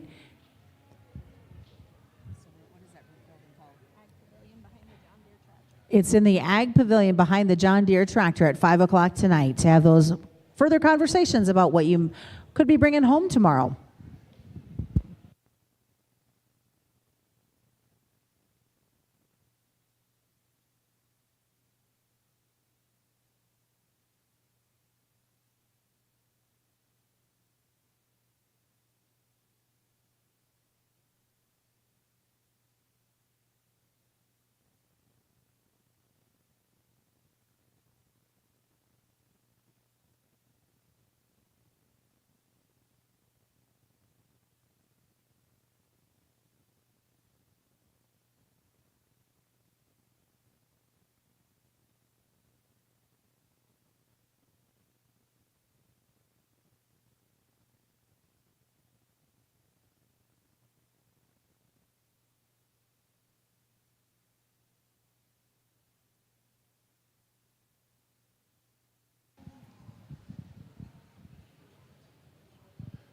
Well, this is a pretty good class of these older coming twos. You know, the opportunity to buy 2-year-old bulls sometimes gets a little harder. We don't maybe have as many opportunities to buy these age advantage bulls that'll breed a lot of cows, do a lot of things for us. And so I think this is really nice that these cattle, that we've got this group of older bulls brought to you as an opportunity to kind of pick up some of these individuals that can, boy, they can cover a lot of cows. They can do a lot of things. And, you know, as we just talk about them and walk our way through them, you know, the bull on the front end up here, he's really smooth made, ties in neat into his shoulders, reads really nice on paper. Just a good individual when we talk about cattle with some rib shape and some dimension, and that can do a lot of things and would project out that they're going to, you know, leave you with a set of females that ought to be good doing kind of cattle. This would be one that you'd sure be drawn to. Big, stout power bull that stands in the middle of this class. He's got the big spread on paper. He's a negative to high growth. He's got some advantages from the paper standpoint. And just as an individual to stand back and look at him, you sure have to appreciate him. He does have a big top in him. He's got a lot of substance, a lot of dimension in that individual. And as we look at this bull that stands third in line, the young lady has, this is a good dude. I like him the way he's put together. I think for the amount of mass that he carries, I think he ties in really neat into his shoulder. Comes back in with a big amount of rib in him. He's got a tremendous hip in him, big nutted, just the kind of one of those bulls that looks like to me he could go do a lot of things right. And then I think you can step back and you look at him on paper, you know, and he is kind of the high ribeye, high marbling bull in this group. He's from a carcass standpoint, he's going to be an advantage in a lot of places. And I think from the standpoint of turning bulls out, you want them to, if your business is to raise replacement females and you want these cattle that look like those kind of, that can have some maternal traits, if your business is to feed these cattle and hang them on the rail, then you're going to need these bulls that can add some advantage from a marbling standpoint, a ribeye standpoint. And I think that's available in all of these bulls. You know, for me, I think kind of that combination of the way we're going to put them together for where I like to start at. Let's start with this young lady's bull. He's going to be the bull that we're going to use to win this class. I think he's a big, stout 2-year-old that does a lot of things right. We're going to follow with the bull that stands right in front of him, the big spread bull on paper that, you know, goes from calving ease to high growth and does a lot of things. And then we'll follow with the young man's bull. It's big-ribbed, high-volume individual that sure looks like he could do a lot of things for you, too. So good set of these cattle all the way through. Nice set of these older bulls. Give these exhibitors a nice hand for bringing out a good set of 2-year-olds.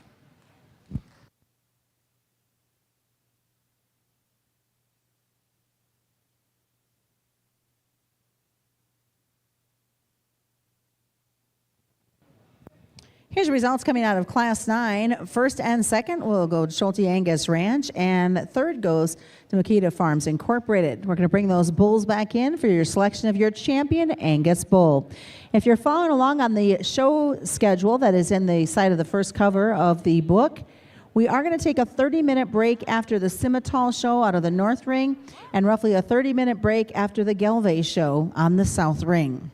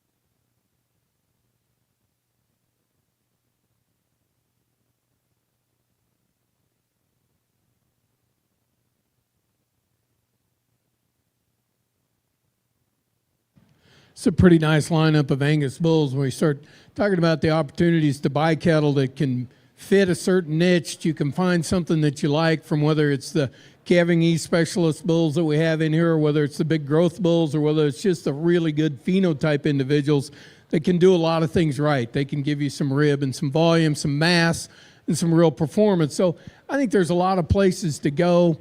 Sure is a good lineup. I think from a standpoint of an opportunity to buy cattle that can do you some good, I think you ought to be able to find what you need in this group of bulls.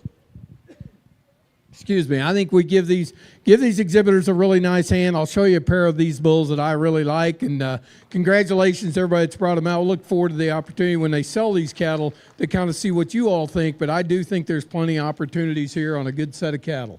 So congratulations again. We'll show you a pair of champions.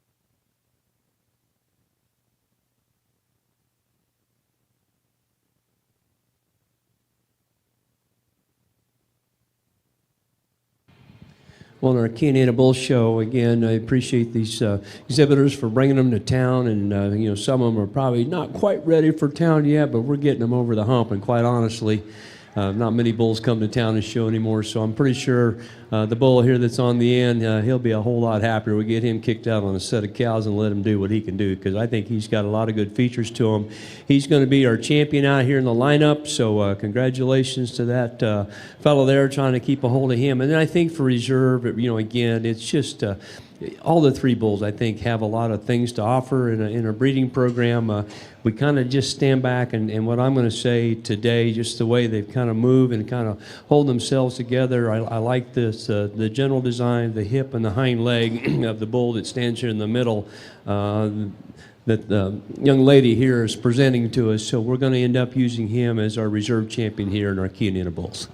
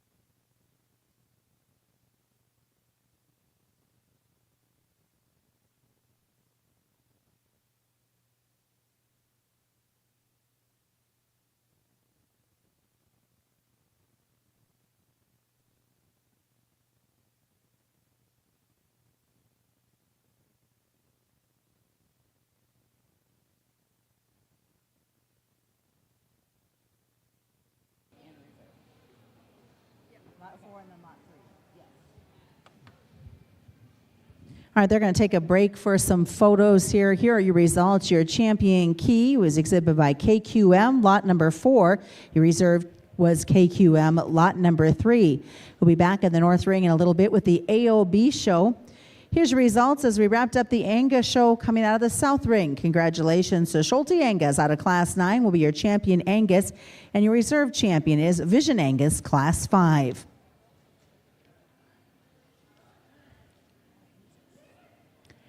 When we come back out of the South Ring, we'll have a Red Angus show.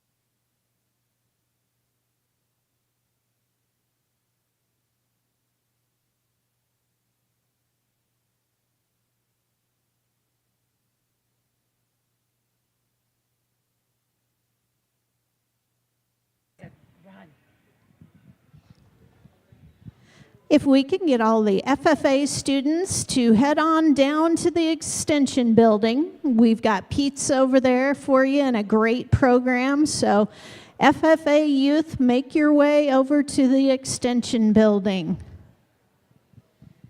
Well, Susan, it's beautiful outside, and I tell you what a great day to come to the Classic. Lots of cattle to see, lots of cattlemen to visit with, a lot of commercial exhibitors, as well as Cactus Jack's is going to have a great lunch over there. They always have great food. I had breakfast there this morning. So if you are here tomorrow when you come for the sale, just come and go over and get a burrito. It was really good. And again, want to remind you when you're waiting kind of in between the classes and stuff, make sure you step outside here, look at the commercial heifer pins that are going to sell tomorrow, as well as there's a set of bulls out there, Susan. We've got 6 breeders that have brought pins of 3 bulls. Those bulls aren't going to be shown, but we're going to sell them on Thursday. And that's something new that you guys have done, and it's a great opportunity to see them kind of in their semi-natural environment. They're not all prettied up, ready to go in the show ring. It's what you see is what you get. It is, and it's a way to accommodate the cattleman that he doesn't maybe have time to get them ready to come to the show ring, but they're great bulls, and we have all of the data on those bulls. So if you're a guy that data is important to you in your program, make sure you go out, visit with those pin bull exhibitors.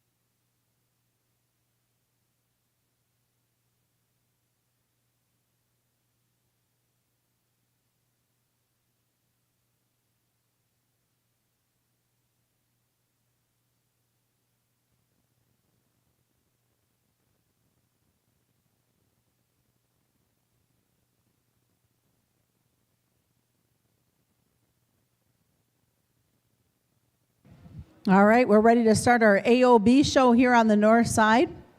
Entering the ring now, Class 1 will have 3 entries, February 26th to April 21st. Your selection in this class will also be your champion AOB heifer.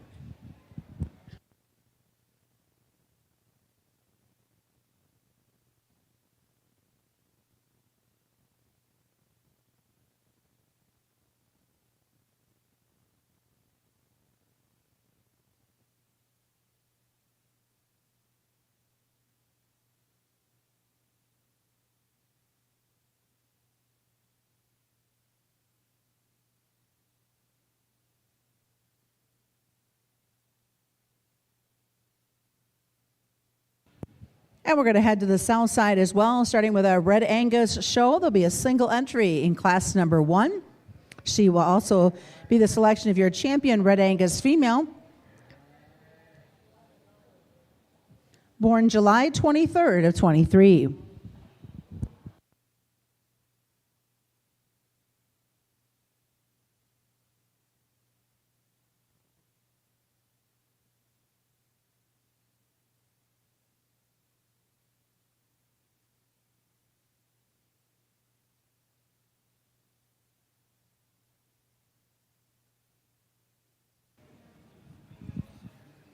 We start a Red Angus show, single entry, just have the one Red Angus female, but this is kind of fun. This is a little July heifer that, you know, we talk about opportunities and what these cattle can do for us, and realize, you know, we're probably a little ways away on her, getting her into production, but there's so much that we can do with her between now and then, and we can start this weekend and get a junior involved and get in a scholarship program and get an opportunity to show a junior heifer and kind of get going in that. You know, and I'll be real honest, just from a personal standpoint, this is kind of a new venture at our place. My wife's kind of ventured off, bought some Red Angus embryos. We kind of started with a few Red Angus heifers, and we're kind of starting to work our way into this as an option from the standpoint of, we have 4 grandkids and they all like to show, and we know that we can't put them all in the ring at the same place. So we started looking for, where's another direction? What can we do? What other breed can we use that'll kind of blend in? And Red Angus cattle have got so many advantages, and there's a lot of things they can do for us. And, you know, just from good cattle standpoint, I think this is an opportunity to look at good females. This little heifer calf, she's a July and she's young, but man, she's cool-necked. She's got some rib shape. She's green, which is what you would want at this stage of the game. I think from a female that's this young, I think you got to look down the road, and this is a great one to look into. There's a lot of future in this heifer. Be a lot of fun for an opportunity to go down the road and show one a little bit. So great place to start. Congratulations on a nice little female to win our Red Angus show.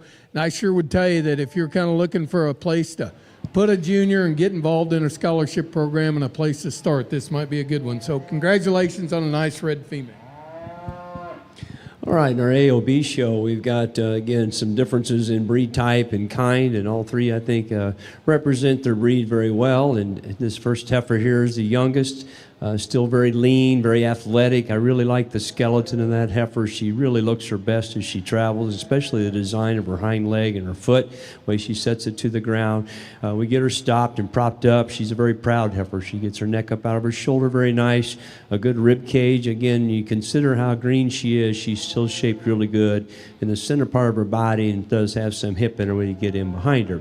The heifer that's just a little bit older here, that's second here in the lineup, again, just a real nice brood cow would be the best way to describe her. I like her body length, incredible in her heart and forerib, and how she maintains that kind of depth back into her flank. She's got some dimension when you get in behind her. Again, just real easy flesh and easy keeping kind of a female, I think, that probably has as much value down the road as a cow as she would ever as a show heifer. So, and then we end here with the speckled. It's just really pretty attractive, really nice up into her neck. And again, she's a little smaller, but that's part of the breed type. They're not going to be just real big mature cattle. You kind of study her. She's adequate in her body and her muscle, but probably, again, up to the front third of her body, I think within that breed is where she very, very much excels. So, I think all three heifers are very nice, just a little different in kind. I like the way that they stand right now. And in fact, as far as orders, so your class winner, your champion will be the Baldy heifer up here on the top end. The black heifer here will be reserve, and of course, third. But again, congratulations to all of you, and thanks for representing our AOB division.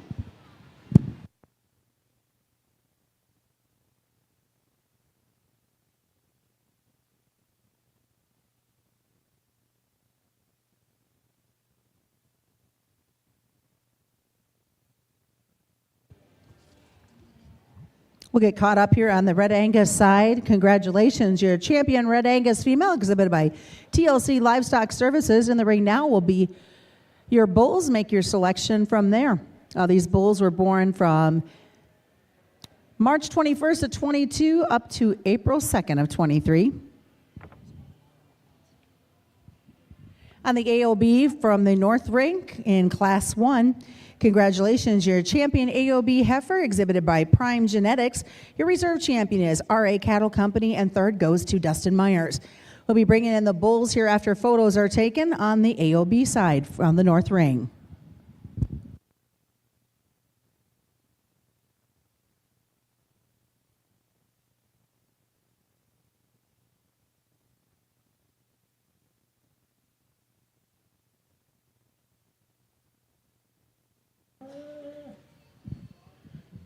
Our Red Angus show, three really good Red Bulls, I think, in the ring. There's some differences in kind, which, again, would talk about that, and I think that's an advantage. I think when you're mating cattle, you've got different targets, different endpoints that you're trying to get to, and so I do think that, there's a real advantage when we can look at variation of kind and type and kind of the way these cattle are built. Just describing them, what I see for them, and I don't have EPDs on them, so you have to go through and probably educate yourself a little bit on depending on what direction you want to go from the standpoint of, I can tell you what phenotypically these look like from a Cavanese standpoint, the way they're built, cattle that look like they've sure got some good to them. Our first calf, the youngest calf, April, he's an April calf that sure looks like to me he's got a lot of advantage from the way he's built into that shoulder. He ties in neat in his front end structure.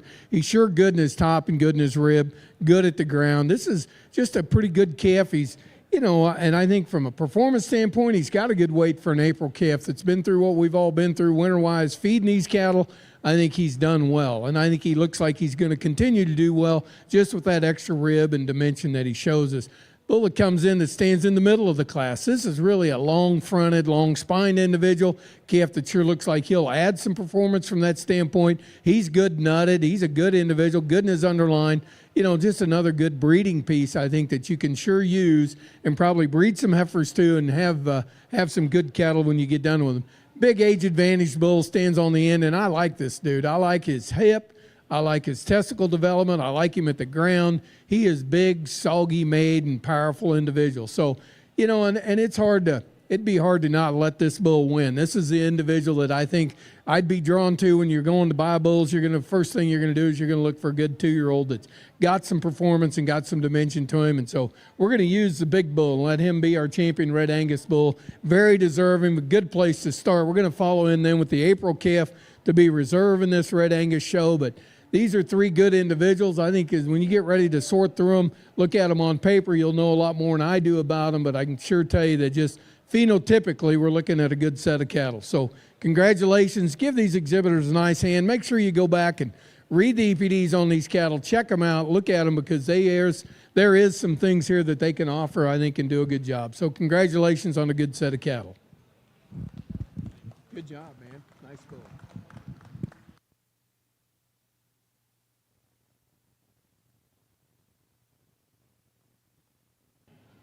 And congratulations, your champion Red Angus bull, exhibited by Schaefer Cattle Company. Reserve champion Red Angus bull is TLC Livestock Services. That would be lot number 3. And lot number 2, one out of class number 3. We're going to take some quick photos and then be back on the south side with the Galvay Balancer Show. Do note that after the Galvay Balancer Show wraps up, we will be taking a 30-minute break on the south side.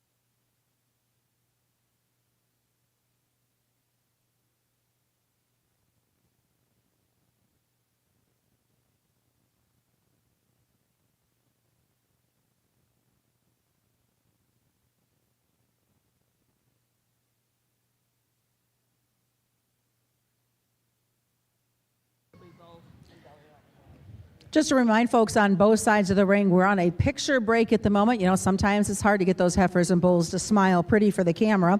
So as soon as that's done, we'll be back to start on the south side with our Galway Balancer show.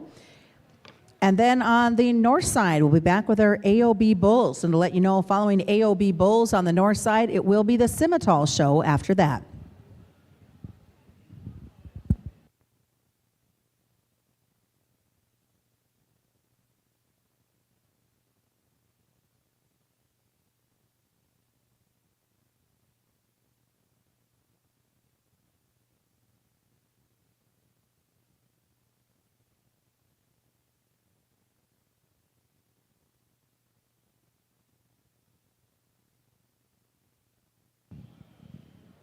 Well, Susan, I had to go on a stroll outside, and I tell you what, it is beautiful out. Couldn't ask for better weather for cattlemen to come in and enjoy the Classic. And again, got a nice afternoon yet here at the Classic. Want to welcome you all here. Make sure you're stopping by, visiting with all of the sponsors, the vendors, but more importantly, go in the back of the barn and talk to the cattlemen. You know, I was looking over what's yet to come, and of course, we're going to have that 30-minute break run at after the Simmentals on the north ring, and then after the Galway here on the south side. But looking at the fact that we have Herefords, we'll have Charolais, we'll have Shorthorns, and then the very important AYC show. These youth have worked extremely hard with their animals and learned a lot over the last year. It is. It's our Aspiring Young Cattleman program. And, you know, we talked about boys and girls today, and their schedules are hard. It's hard to get out of school, and really want to commend these boys and girls that get involved in this program. They have partnered with breeders. They got their heifers, about a year ago, and worked with the heifers. The youth have been responsible for learning about the breeders program, getting the heifers bred, and they will be showing them today as well as selling them tomorrow. So just one more opportunity of connecting that next generation with the cattlemen.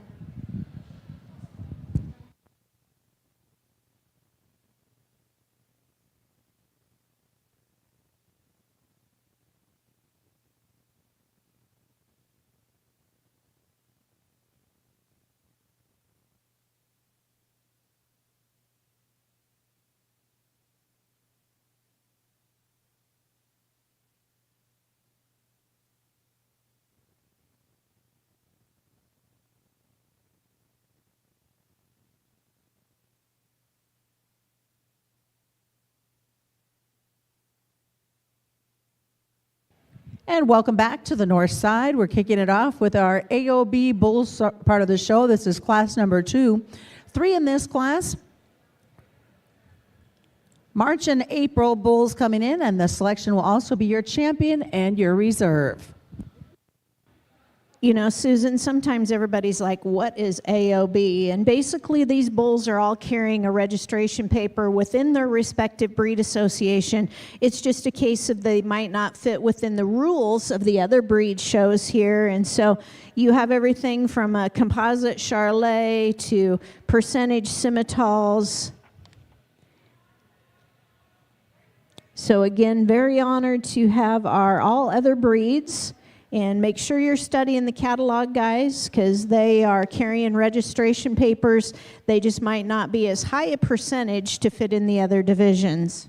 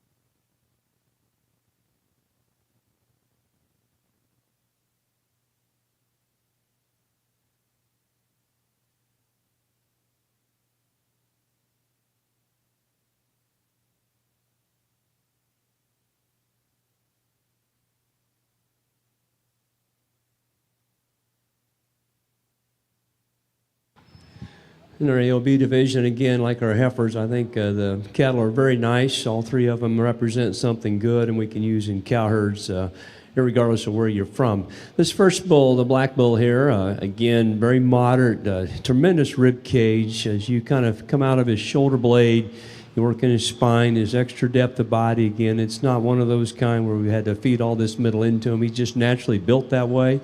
He's got good bone work underneath him. I like when this bull comes at you. He's really true up front, so his feet are nice, and the way they're constructed is going to allow him to stay really, I think, very sound for a good long many years to come at any rate. So got some muscle to him too. You know, sometimes we make him this deep and this smooth. We can't always just get the extra shape to him, but this bull's got a nice turn to his top and out into his hip. The white bull, the Charlotte Influence bull, again, we get him stopped and propped up, really long fronted, set back into a nice shoulder. He's really impressive too when you get in behind him. He's got a big stout hip, wide to his pins, and good bone work underneath him. You know, as you think about him relative to the other two, there's no question he'll be the big mature bull. So if you're wanting to improve some weaning weight, whenever you cash your cattle in, you need something that's going to put some gas in the tank and some grow and some production to them. I think that bull can sure get her done, and yet still keep them really attractive and have some some soundness and some longevity to them. And then our bull here, the third one in line, the other black bull, again a little smoother than the other two. Everything blends together very nice. He's really good in his body depth. He's got adequate muscle to him. He's by no means light muscled. I think if you want to compare him, you'd say, yeah, he doesn't have as much as the other two. But if you just stick him out here by himself, you get in behind him, you'd say he's sure got enough muscle. And I think to have that kind of rib and body and yet still stay very smooth, the way he's built up into his neck and shoulder, his smoothness of body, I think is really quite nice. So all three of them I think have something to add to any cow herd. I probably, again, we have to rank them. I'm going to lean more towards our white bull that's circling here as for our champion just because of his exceptional body length, and then we'll come back with the black bull up on the front end for our reserve. Again, he's really good in his body cavity, yet very smooth the way he's constructed up into his front end. So white bull will be champion, and then our black bull just circle will end up being our reserve. Congratulations.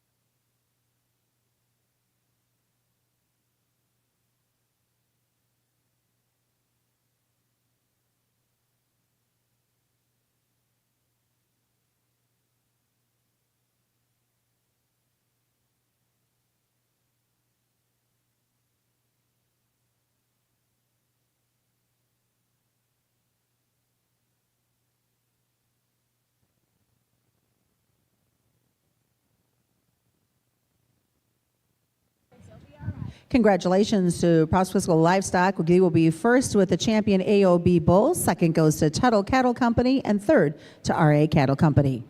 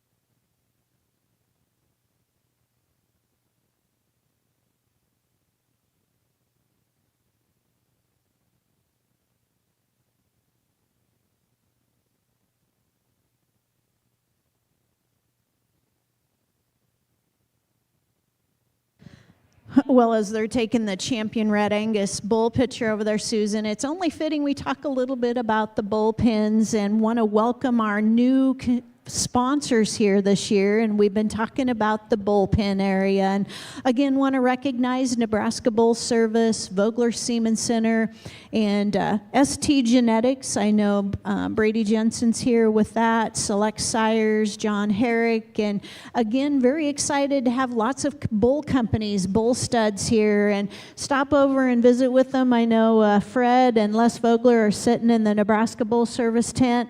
Stop over, talk to them about their business, talk about getting your bulls collected, even talk about testing these bulls. You know, some of the sales I've been to so far, they've been talking about the semen tests, and these guys are some expert in those areas. So stop by, visit with them, go outside, check out the bullpens. You know, without those boys, there would be no industry.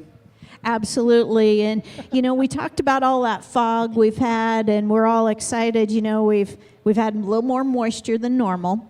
And it looks like hopefully we're probably going to have a lot more rain, and pasture season's going to come fast. And that's only fitting. I know Abe is over there with Corteva, a lot of pasture products they can help you with. So lots of things here as you enjoy the day at the Classic. And again, join us tonight at 5 o'clock in the Ag Pavilion. We've got some great beef entrees coming to you from Joy's Table and Angus Burgers. You know, Rhonda, it's important to, during these breaks while photos are being taken, for you to get a chance to spend some time with these folks. Maybe you've got some pasture questions as drought has affected them the last couple of years. And it looks like, are we ready to get started on the north side? Or the south side, excuse me. Yep, we'll get our crew reorganized here. We'll holler back at the Gelve breeders, and we'll be getting our Gelve show underway here in the South Ring.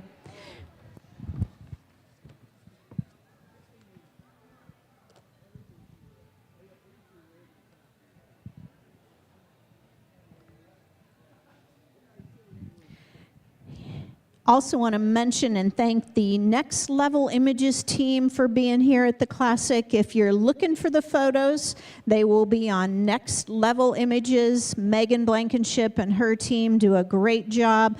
Very honored to have them a part of the Classic. So if you are looking for some of the photos, backdrop photos, go to Next Level Images.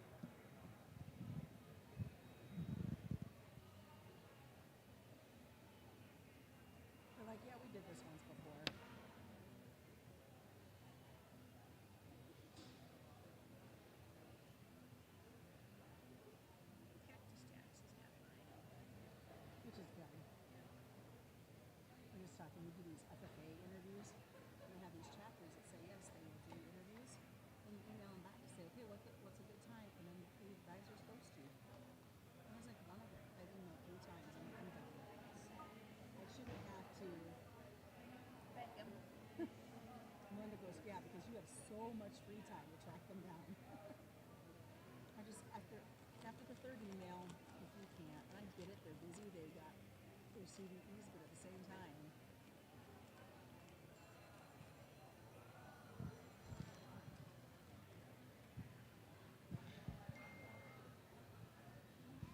Nebraska Classic, Miss Renette. Good. How are you?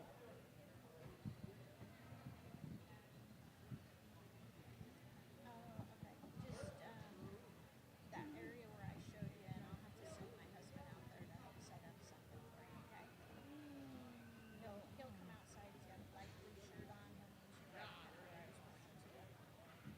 Thank you. Bye bye.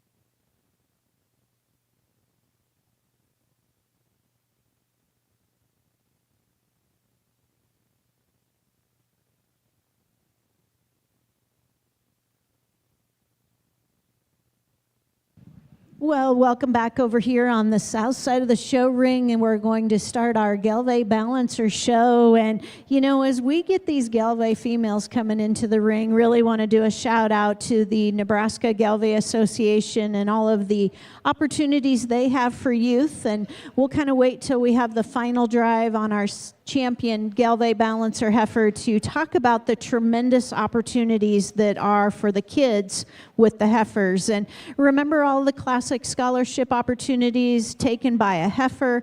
Sign up to be showing that heifer on Saturday night, get her in a breed division, become a part of our scholarship program, do a record book and tours. So lots of opportunities as we're starting the Gelve Balancer heifer show. And Ronette, this first one, Class 1, is a baby born the 27th of July. Well, we get ready to start our Gelve and Balancer show on the south side, and what a really nice place to start. A July female, that young heifer calf that is in pretty good shape. She's getting going good. She weighs up good. You know, and this is the opportunity now. This is where we can start talking about, you know, scholarship opportunities, junior heifer opportunities, places to go with these young heifer calves, get some good out of them before we get them into production and things we need to do. And young lady's got a really nice one to start us with. We'll let her go ahead and just ease her on out of the ring. She's got her going. She's got her broke and got her started. Good female to start with. Big ribbed, high volume, maternal looking female. So we'll look forward to bringing her back.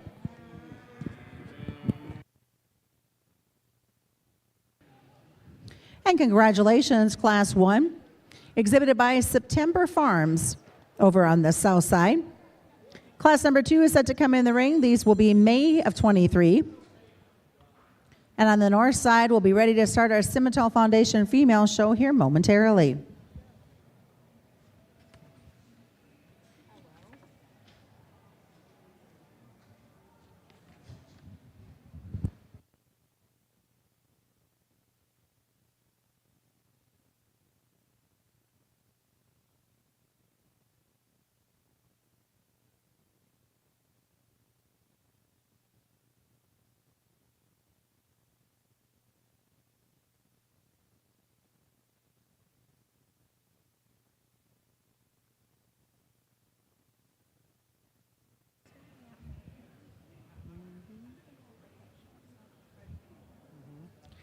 All right, we are starting our Simmental show on the north side. These will be your foundation females.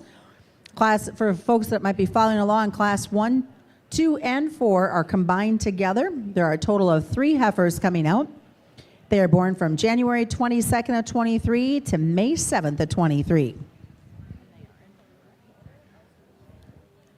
on the south side, a couple of really nice May females. You know, and it's easy to, I think, stand out here and look at them, and you can see the different phenotype in these cattle, which, you know, they project out with some different endpoints, different kinds of cattle. You'll know more about them because you have a pedigree and EPDs in front of you than I do, but just talking about them, phenotypically, when we look at these two females, the bronze heifer, the red heifer up on the front end, really good topped, really nice hip, a female with a tremendous amount of length and performance.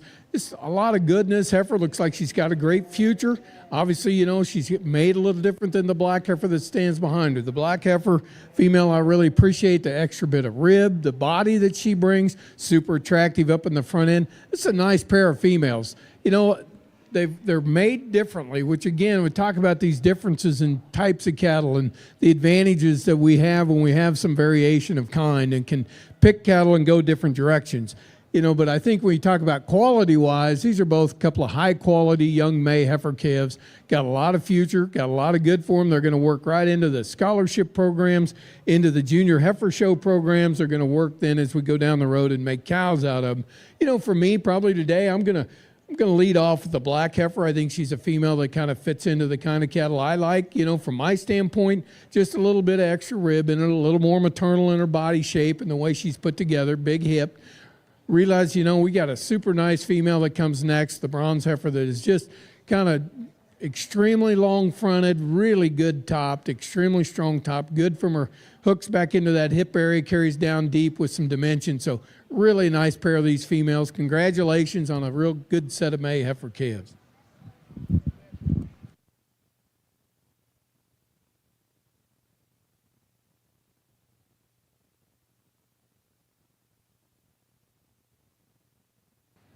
And congratulations over on the south side, class number 2. First goes to September Farms, second goes to Tegan Butterfield. A single entry out of class 3, April 3rd of 23. On our Foundation Simmental show,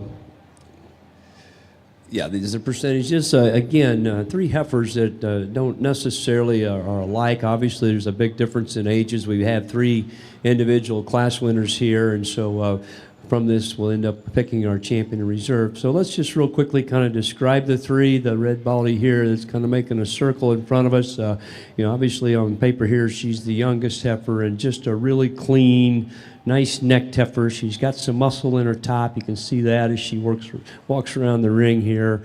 Big old strong hips set in behind her. I think, again, I've kind of made this comment a time or two. We take her back home in a natural environment, let her kind of fill her body back up and, you know, maybe soften her up a little bit. I'm sure she'll look a whole lot different than she does here, or a trip to town. But really clean, very attractive, and, again, very muscular the way that she's built.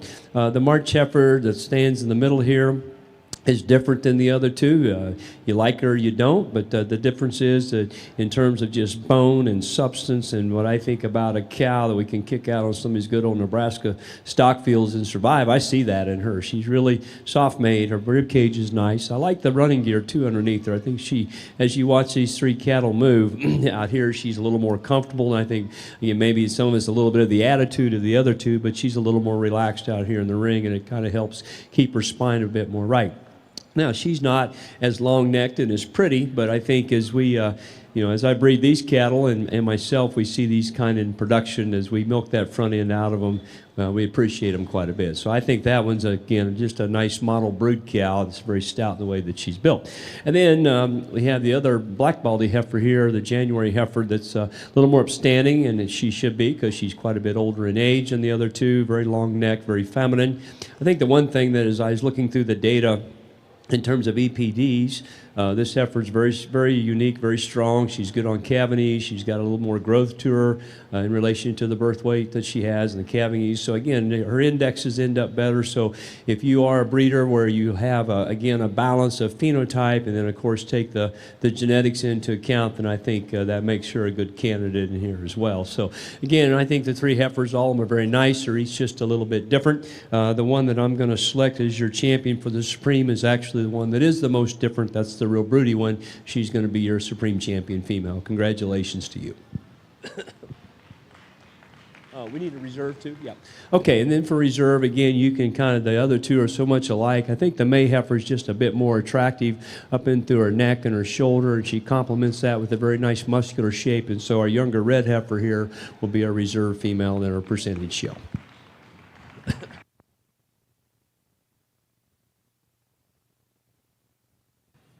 Well, over on the south side in the Gelve Balancer, really a nice April heifer calf in the ring.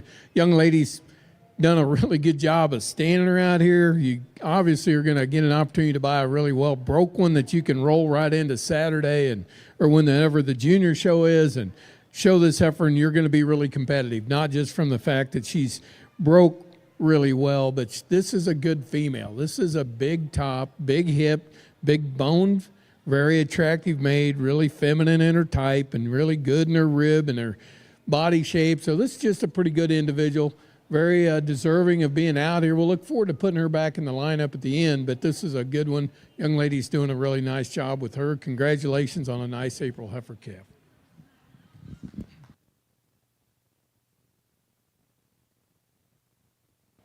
Congratulations on the south side out of Class 3, J.J. Bueller. Class 4 will have 2 entries in it in the heifers of the Gelve, born February 28th and March 3rd. As photos are being taken right now on the north side, of course, we're into the Simmental show. Your Champion Foundation Simmental female, exhibited by Tuttle Cattle Company. Your reserve champion, exhibited by KP Cattle. Do note that 30-minute break will take place after the last show is done. So whatever class finishes up last in the ring, whether it's north side or south side, that's when we will take our 30-minute lunch break. We're continuing now with our Gelve Balancer. Again, this is Class 4 in the ring.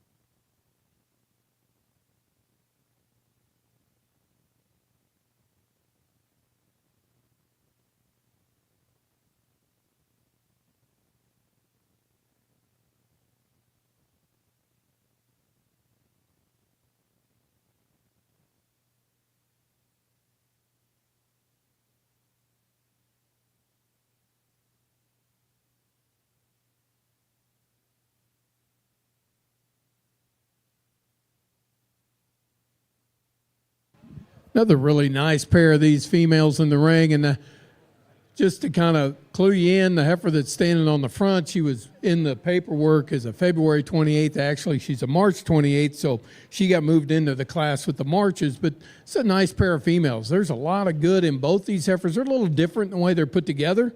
I think it's as you stand back and kind of look at them, you can see them kind of from chest floor forward. There's some differences in type. Center section of the body, though, they're both really maternal, big ribbed, kind of high volume females. And I think when you stand behind them and look down their tops and watch them track away from you, I think they're females that you sure have to appreciate the dimension that they show. And that, you know, again, we start talking about heifers that are ready to go and roll into a kind of a junior program and have some fun and have some opportunities to, with some showmanship heifers and some cattle that are going to do well. This is a real nice pair of heifers. There's a few things that are going to kind of break them apart, I think, when you start talking about some differences. But, boy, from a quality standpoint, this is a couple of really good ones. And as breeders, I'm sure as you look at the pedigrees and the EPDs and the paperwork, you know, you'll find some differences and some things that you'd sure like to, you know, latch onto and buy into these cattle, because these are really good females to put, I would think, put into your cow herd. For me today, we're going to use the young man's heifer that stands on the back here. She's going to win this class. We're going to start with her, follow with the young man's heifer that's standing on the front end. But realize, you know, this is a good pair of heifers. There's not a lot of differences, not a lot of things we can talk about. But we're going to use this heifer to win with. We're going to end this class, and then we're going to follow in with this other heifer behind. So good pair of females. Give them a nice hand for bringing them out. Congratulations on a good pair of females. And congratulations coming out of Class 4. First, we'll go to Riddle and Company Cattle, and second is to Steinkruger Farms, LLC. A single entry will be coming in out of Class 5 as she enters the ring. This will be a February 25th of 23.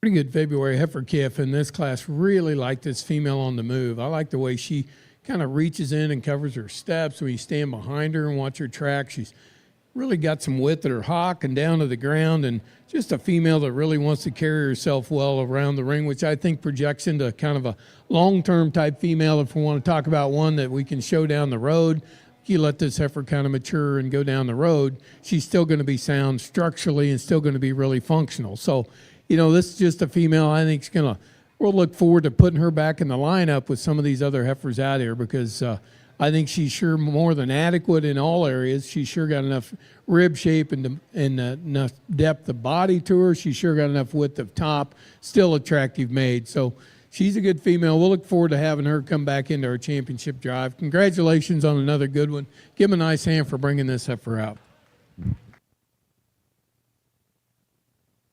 Congratulations out of Class 5, Ritalin Company cattle. Our final class of heifers in our Galway Balancer show will be class number 6, born December 22nd at 22. After this class, your selection of your champion and reserve Galway Balancer female.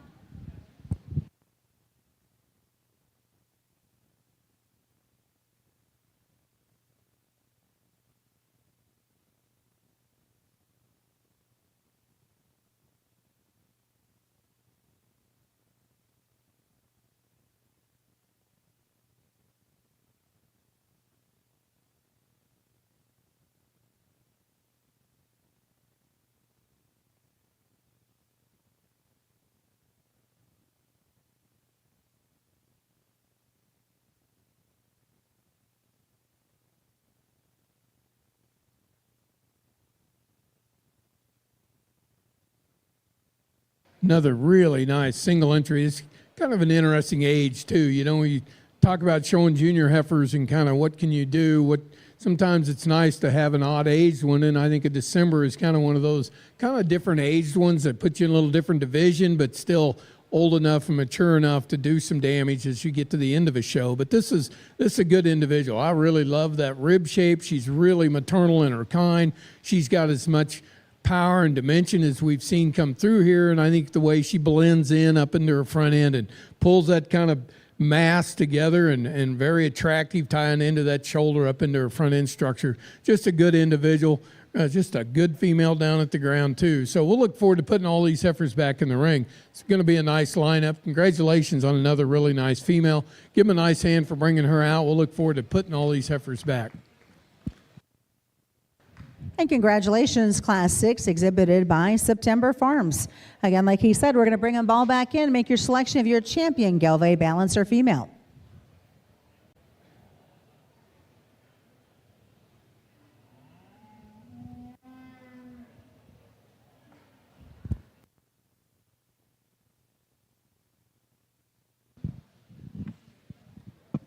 Well, we really want to take our hat off and salute the Galway breeders here in Nebraska, because I tell you what, guys, they've done something pretty unique. We've been putting together a pot of money here for the last, 4 or 5 years, and basically there's a pot of money now that is up to $10,000, guys.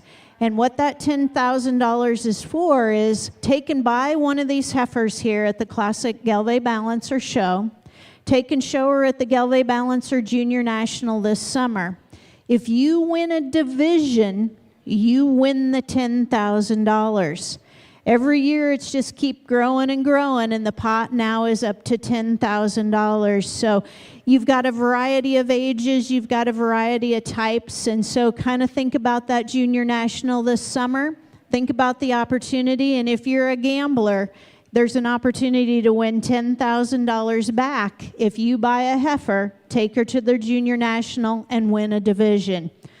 No pressure or anything, Chris, out there, but there's a lot of opportunities in this breed. And I'm going to ask you guys, the Galvay numbers weren't very large, but let's put our hands together for these breeders because they brought a nice set of heifers for kids to pick from. You are right from the standpoint. This is a tremendous lineup, and it's kind of interesting. I'll just give you a little personal moment here, and I have called and turned down that opportunity because of timing, but I was asked to judge the balancers at Junior National. So we could have got a really good deal going here if I'd have just known all this, and if I hadn't already turned that opportunity down and not being able to do it, probably could have had something working out here if we'd have been able to figure this out. But that's pretty impressive. I'll give them credit to put that kind of money together for an opportunity to buy a junior heifer and then have an opportunity to go win that division or be in the hunt is something pretty unique. And the cattle show it. I think this lineup of females shows us that the Galvay balancer breeders are serious about where they've put their money, because this is, and we've had good cattle all day long. I'm not saying we haven't had, but this might be as strong of lineup of prospects as we've had come through the ring. From our youngest July to our oldest December and to the seconds that stand out here, you can find a lot of places to go, and you can find cattle that will do a lot of winning, I think, and an opportunity to show a lot of cattle. So it's been really fun to look through them. I think there's a handful of these heifers that could stand in the ring here come at the junior show and win some scholarship money and then move on down the road and win some big money at a junior national or at a jackpot somewhere. So it's been a lot of fun sorting through them. We could kind of talk through these individuals and kind of what we've looked at. And so I'll show you a pair of them that I think sure got a lot of future. But congratulations. Give these exhibitors a nice hand. They brought you a pretty good lineup of females. It's a good set of heifers. Congratulations. We'll pick some champions.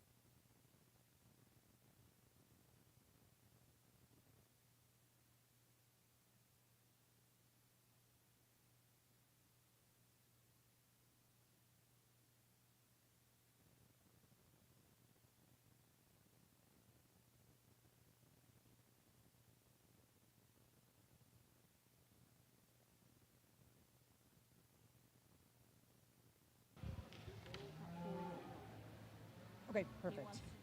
Yep, they're going to do their bowls and then take their picture. All right, congratulations. Your champion Galvay Balancer female exhibited by September Farms coming out of Class 6. Your reserve champion is J.J. Bueller, Class 3. And Ronette, I just heard they're going to go right into the bowls for these guys and then get them all lined up for photos after the case. So we're going to go into Lot 7. There will be 2 bulls coming in Lot 7, both born during the month of March. And as you can see on the north side, we are underway, and I think he's ready to announce.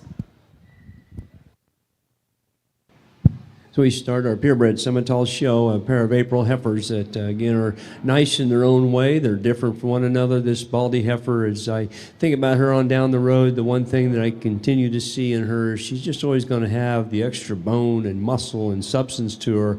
You're going to be pretty stout and going to put it in a package that's just not real big, So when we can get weight and not have to have so much frame to go along with it, that's a pretty cool deal. So again, I see that in her, and of course, got that big shiny white head, alert ears. She's very attractive up in through the front end of her body.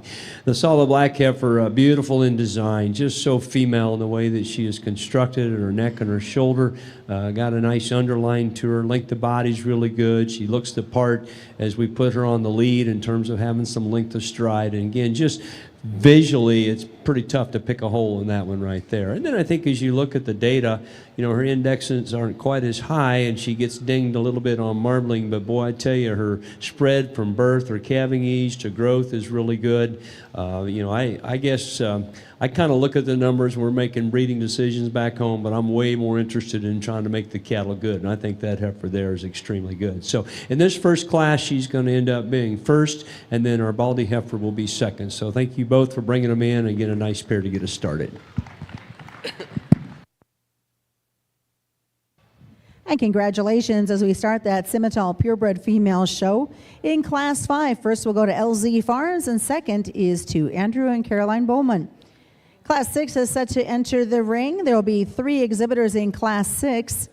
They are March babies, and by the way, after this class, we'll make the selection of your champion purebred Simmental female.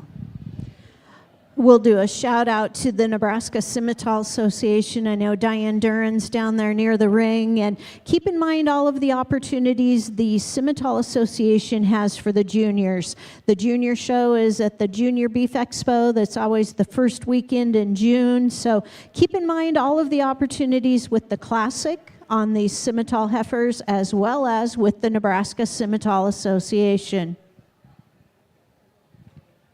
They do have a booth in the Ag Pavilion. I know Diane has a lot of the Simmental Association information on the booth. So while you're walking around enjoying the day at the Classic, stop by those Breed Association tables in the Ag Pavilion. That will be where the Buyers Cattlemen Social is tonight at 5 o'clock. We're going to serve up some great beef appetizers, a beef supper. So come join us, have some fun with us tonight. That all starts at 5 o'clock. And what a great opportunity, Ronette, to be able to have more one-on-one conversations with those sellers. As you as a buyer, maybe you've got some intriguing questions that you need to know before they hit the sale ring. Absolutely, and it's a beautiful day. When the shows are over, go back in the stalls, visit with these consigners, talk to them about whether it's a heifer or bull you're looking at, learn about their program, and see if it fits your buying needs tomorrow. Entering the ring here on the north side now is Class 6. Again, Class 6 are born during the month of March of 23.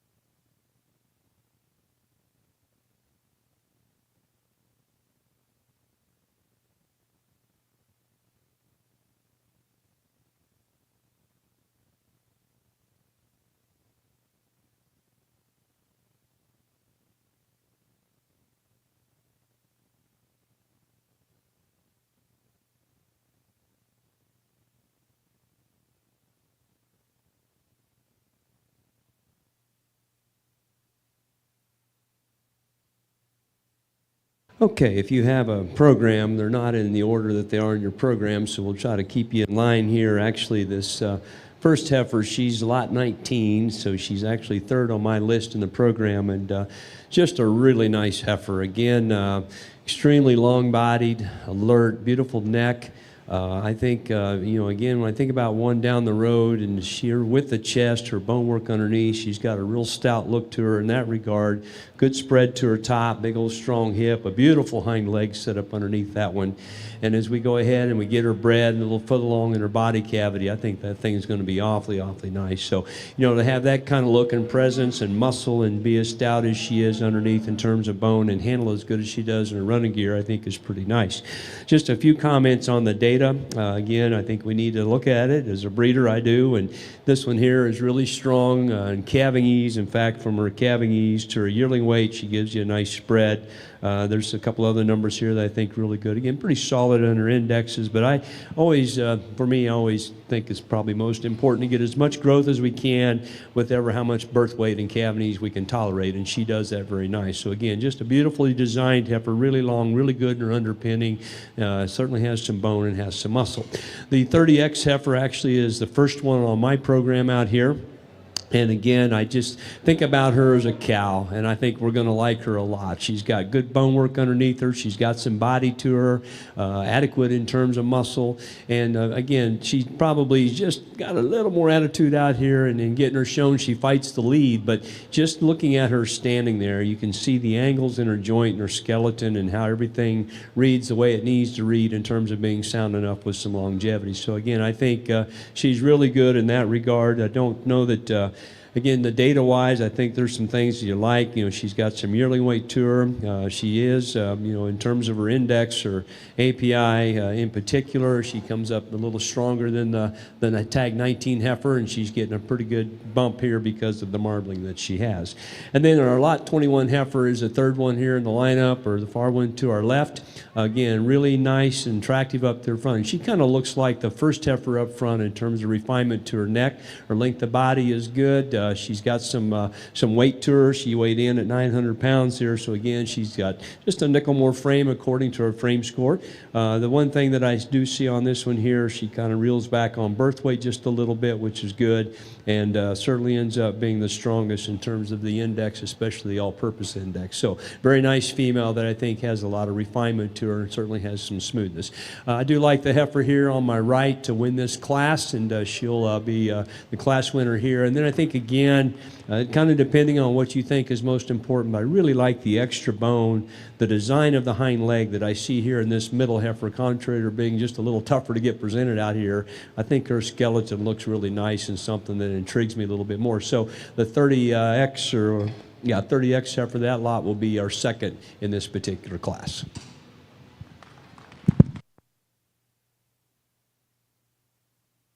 On the south side in the Gelby Balancer Bull Show, really a nice pair of these calves to start with. A couple of March individuals. Both bulls weigh really well. Both of them have a lot of performance. There's a little difference, I think, in the way they're built.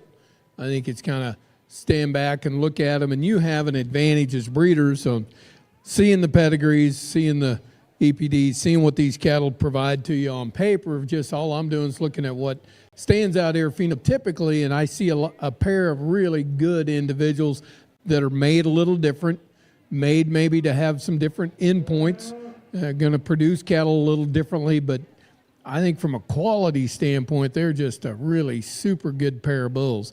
We talk about them and talk about the bull that stands on the front end up here, calf that's really got some extra performance and dimension to him. He's got plenty of big rib and bold in his shape and kind of that spring of rib and dimension that he brings, and you stand behind him and look at his hip, and he's extremely wide pinned and then kind of blends in pretty neat up into his front end. So just a good individual. I really like this calf that stands right behind him. He's different in his kind, a little more unique in the way he's built, really jet-necked, wants to come up out of that shoulder. He's a little softer made probably. He's probably not quite as growthy of individual as what we have standing on the front end. But I think from the standpoint of just a calf that's kind of unique in the way he's put together, I think sure have to appreciate him. He shows us some length of top and sure has some dimension to him when you stand behind him. So it's a good pair of bulls. I mean, I think as breeders, I'm not sure that either one of them is probably, there's a lot of places you could go as breeders depending on what your end point is and kind of the kind of cattle that you want to reach for. For me today, we're going to lead them out the way they came in. We're going to start with the heavier made individual that stands at the front of the class and follow in with really a unique made calf that's going to come second. But good pair of these bulls. I think as breeders, you need to check the pedigrees, check the EPDs, talk to these guys that raised them, and they can tell you a lot more about them. But that's a good pair of bulls, and just like our balancer females, we've sure had some good individuals come through the ring.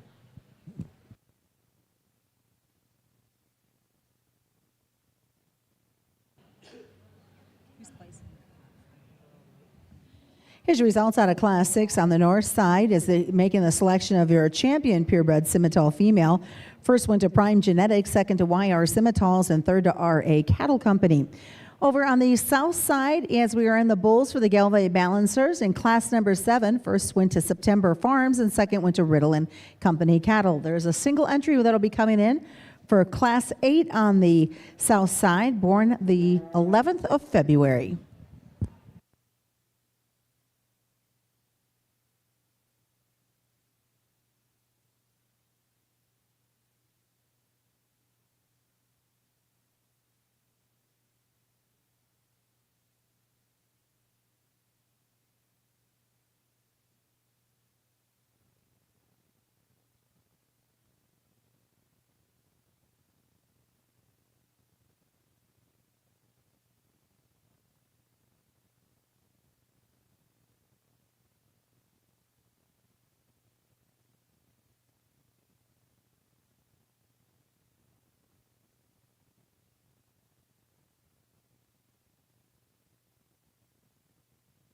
Well, this is one more really good individual. This February calf, and again, like I said, as breeders, you're going to know more by looking at pedigree and EPDs, but just looking at this calf, looks like something you could breed heifers to, the way he carries in and the way he blends from his shoulder up into his front end, the way he's made.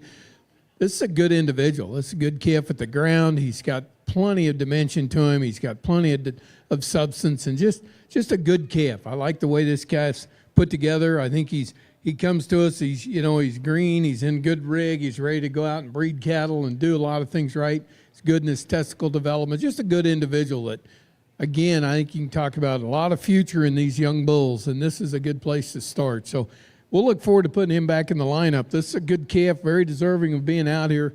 Give these breeders a nice hand for bringing this individual out. This is a good bull.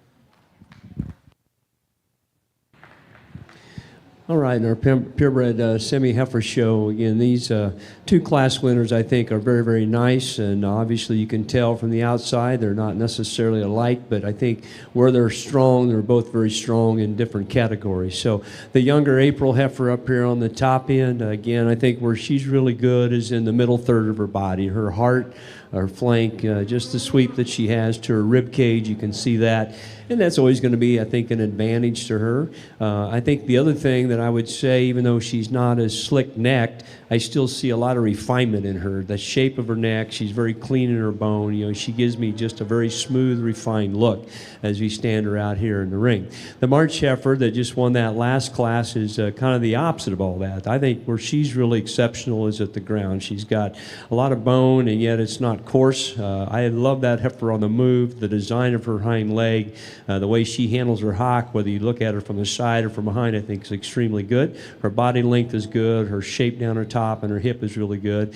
And yet, she too, we can maybe coin as being very, very refined because she's really nice in her throat, the length of neck, and the way it comes out of her shoulder. So, you know what? I would say if you could put these two together right now, you'd probably have a Simmental heifer that wouldn't get beat very often no matter what show you go to, because I think they both have really good strengths to them. So, again, I'm always one that I think that the importance, especially this breed, because I've tried to breed semis for the last 40-some years, it's hard to make them, really, really sound and flexible, and that's, to me, kind of the difference out here. You put them on the move, and part of it might be just this heifer here in the middle is a little more ring-ready. She doesn't fight the halter quite as bad, but I like the length of step off her hind leg, the way she handles her hock and her cushion at the ground. So she's going to wind up being our champion here in the purebred show, and then we'll come back here with our April heifer being our reserve. A nice pair here to represent your breed for your sale tomorrow.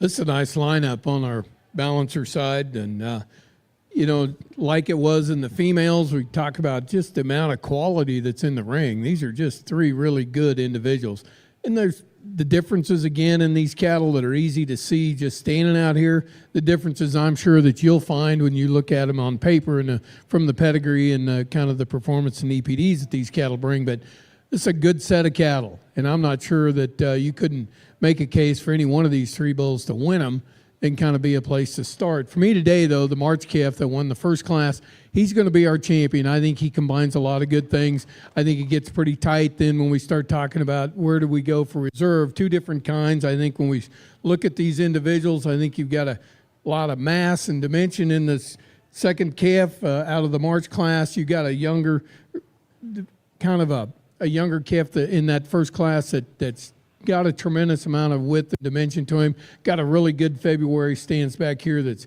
I think, maybe just got a tremendous future ahead of him as we go down the road. Today, we'll go ahead and follow in with the second place March out of there for a reserve. Congratulations to these guys. Good set of cattle all the way through. Give them a nice hand and look forward to, I hope you get a chance to go back and visit with them about their individuals and look at these bulls when we get ready to sell them. So good set of cattle. Congratulations. On the north side, congratulations. Your champion purebred Simmental female, exhibited by Prime Genetics. Your reserve champion purebred is exhibited by LZ Farms. We'll be back here in just a moment with the bulls on this side. Over on what we're seeing on the south side of the ring, we've got, congratulations, your champion Gelve Balancer Bull, exhibited by September Farms, and your reserve champion Gelve Balancer Bull is Riddle & Co. Cattle. It's break time now on the south side. We'll be coming back after break where we'll be having the Hereford show. In the meantime, you can put your attention to the north side where we'll be finishing up with our Simmental bulls. After the Simmental Bull show wraps up, then we will be taking a 30-minute lunch break for our judges and the staff that are working the ring. But we'll let you know what our comeback time is once the Simmentals wrap up.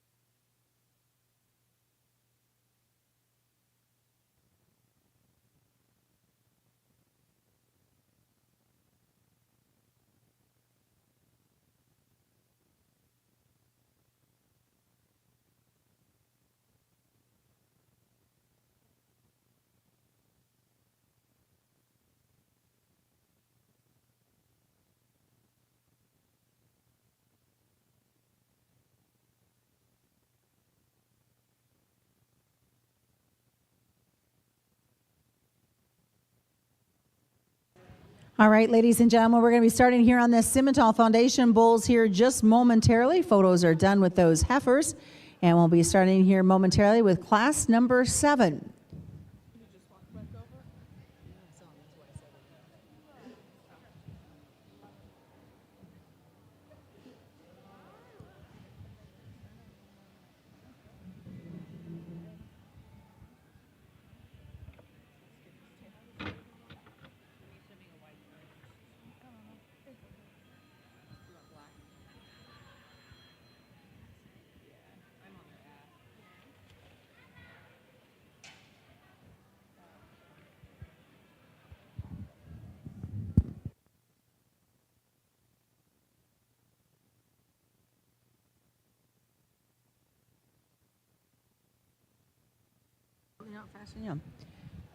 All right, welcome back. It is class number 7 entering the ring. There'll be 3 head in class 7.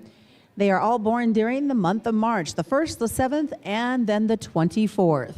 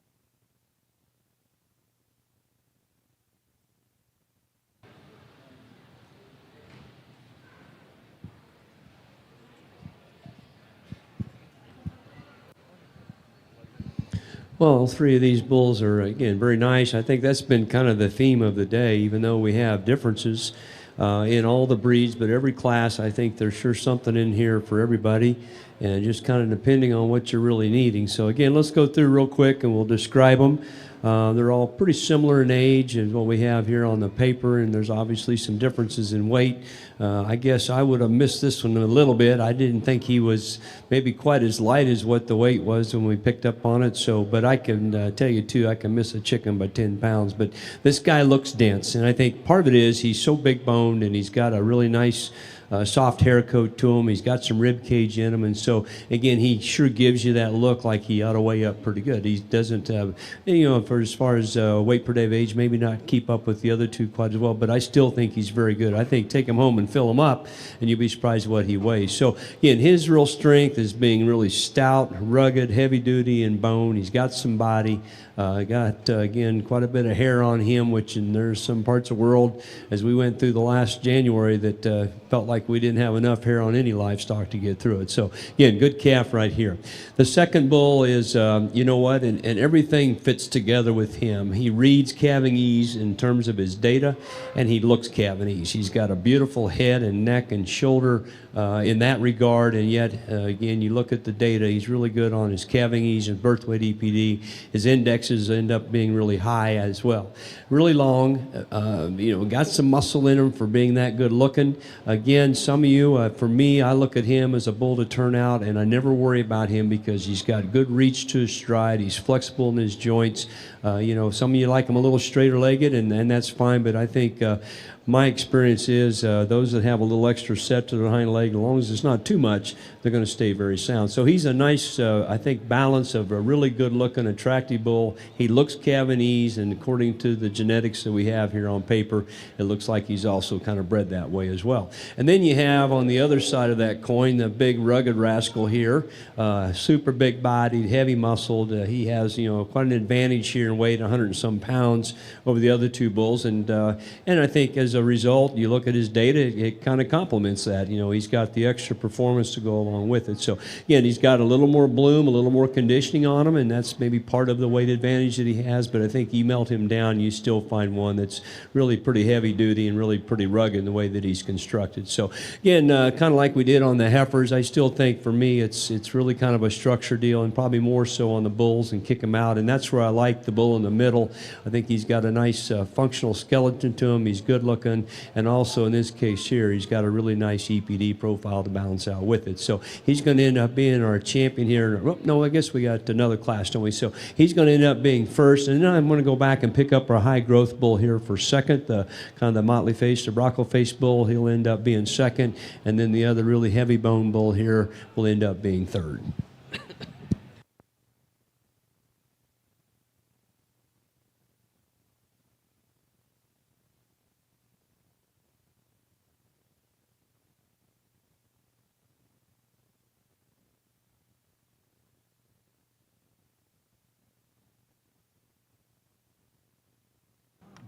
And congratulations out of Class 7. First will go to JB Livestock, second to O'Brien Scimitals, and third to Madeline Sonnenfeld. Class number 8 is coming in. It'll be a single entry born January 12th of 22. After this, you're selecting your champion foundation Scimital Bull.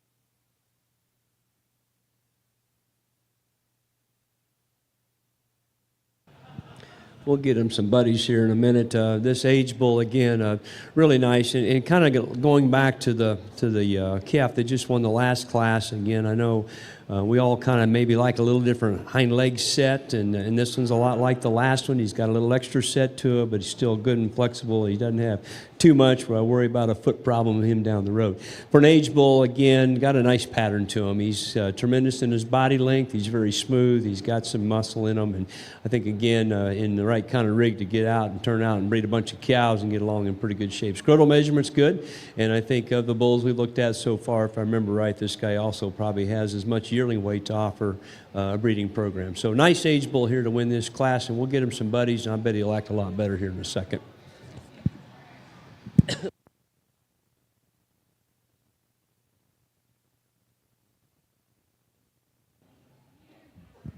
And congratulations to Deathlef's Angus Ranch out of class number 8.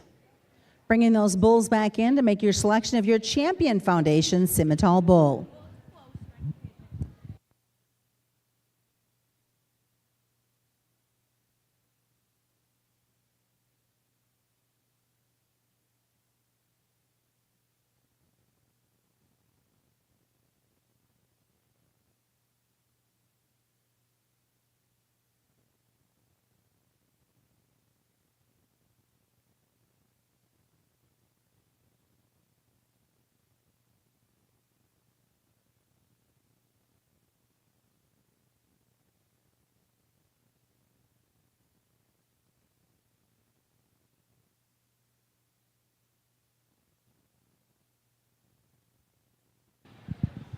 Well, once again, I think this has again a nice balance of some phenotype and genetics in the case of both of these bulls. All 4 of the bulls we've looked at, I thought have some value to them in a program. We just talked about the calf that won the second class before this last one here, and Cavaney's package. He visually looks that way. The genetics kind of tell you how to be that way. So, I think it all kind of fits together out here. And a very clean bull, very fresh. We said him and the big bull have a very similar hind leg, and I don't think it's a bit of a problem for me, and that they can get out and kind of reach your step.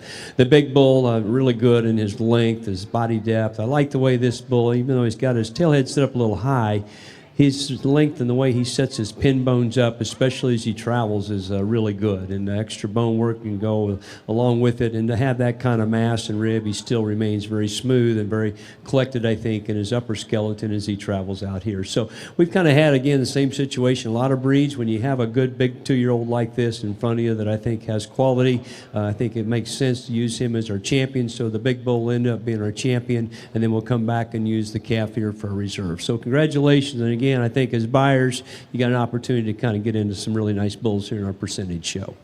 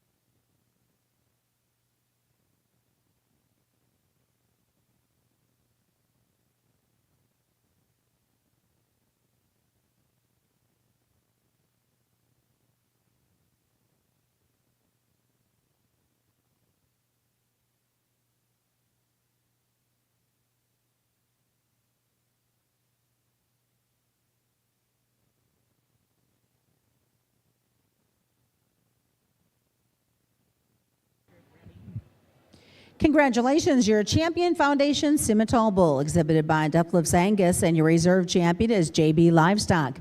They're going to go take some quick photos, and then we'll be back to finish up with our Simmental Bull show. And after that, we will take a 30-minute break and be back after the lunch break to kick it all off with the Charlet on the North Ring.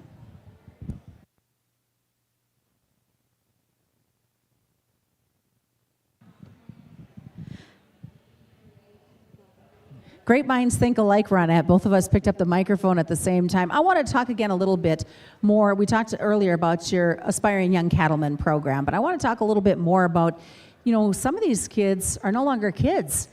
They're more into the cattle industry than they were before. They went through maybe your first or second class, and now you're seeing them come back here as exhibitors and the opportunity to show and share their knowledge with future generations. They are. They're young cattlemen. They're developing their own herds. They're starting their own programs, starting their own sales in a great way. You know, the Classic is all about an advertising and a promotional venue. So whether you're the cattle consigners that are here, they're here to promote their programs at home.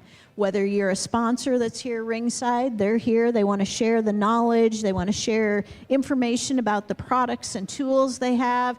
And don't forget the equipment. You know, we recognize all the time that Landmark is here. Want to thank them for their sponsorship.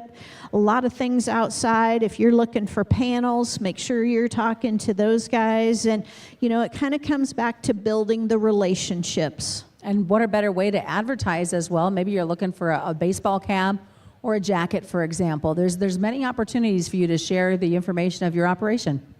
There is. And, you know, we're going to have a little fun this evening. Again, that event's at 5 o'clock in the Ag Pavilion here. And, you know, this afternoon, you talk about got a few shows yet, and that Aspiring Young Cattleman show. And, you know, we're very excited to work with boys and girls. And the number one challenge is anymore finding their time. You know, time is everybody's enemy, whether you're the guy at home doing chores or you're the kid that's got to compete with the sports, the activities, and being in school. And real quick, while we wait as those photos continue to be taken, let's talk a little bit more as well about the bull buyers event that you have coming up tomorrow at the end of the sale, that Penna Bull Sale. Now, these are bulls that, again, that they're not going to see come in the show ring, but they're out there. They can look at them. All their information is hanging on the fence, and some really sharp-looking bulls out there. It is, and again, we really want to commend Nebraska Bull Service and Vogler Semen Center and the bullpen. And those bulls that are outside, guys, make sure and go out there, take a look. You will buy them by choice. We're just not showing those bulls on halter, but you will have the opportunity to buy choice one or twice or even 3 times in those pens. So lots of opportunities here at the Classic yet. Make sure you're checking it out. Looks like they're going to jump into class number 9 entering the ring as we start the Simmental Purebred Bull Show. These are all born in the month of March, the 2nd, the 5th, and the 24th.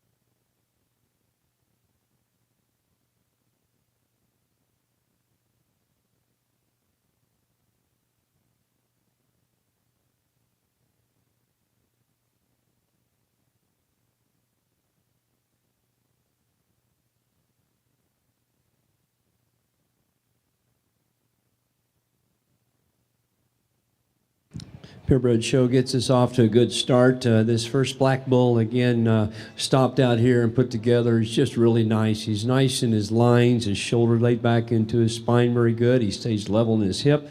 Like his rib cage, he's got some muscle to him. Again, his weight is good. You know, he's a late March, and so you kind of figure him in another 30 days, he'll just up to 13-something for a yearling weight pretty handily. So there's plenty of performance bred into him. And yet, with all the muscle and body that he has, he doesn't get too round and coarse in his bones. So I don't worry about, he's got just a nickel more birth weight in his pedigree, but the way he's constructed and as smooth as he is, the way his bone is shaped, I don't worry too much about him on down the road, me personally. So this Red Bull's another one that I think is very unique, and again, he's got a lot of substance to him, tremendous in length. He's very athletic in the way that he travels. His data looks really nice. Again, one of those that's really good in terms of his indexes, especially his API. Gets a little little extra edge in terms of marbling, if I remember right, which really kind of helps him out here. And I like him visually too. I think he's, for having the stoutness that he has, his length is good. He blends in very nicely up front in his neck and his shoulder for having the kind of body and muscle and bone that he has. So very nice entry here in the Red Bull. The Baldy Bull then that stands third here in our lineup. Again, he's a little greener conditioning, but gosh, he's got the framework. Again, one of those that probably hasn't had quite the TLC to him, so kind of project him as a 2-year-old. And I think that's where he becomes a pretty good creature. His extra length of body is stretched to him, and yet still very smooth the way that he's constructed up about through his neck and his shoulder. So again, nice set of bulls. The Red Bull I like very well. He's going to be our first place winner. The bull up front will be our second place, and then our Blaze Face Bull Hill will be our third place winner.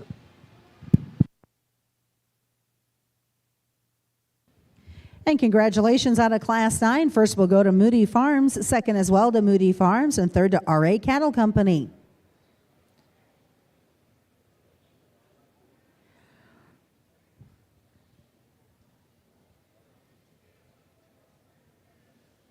All right, we've got them lined up. We'll get these 3 bulls out, and we'll bring in class number 10. Class number 10 born February 10th and then February 16th.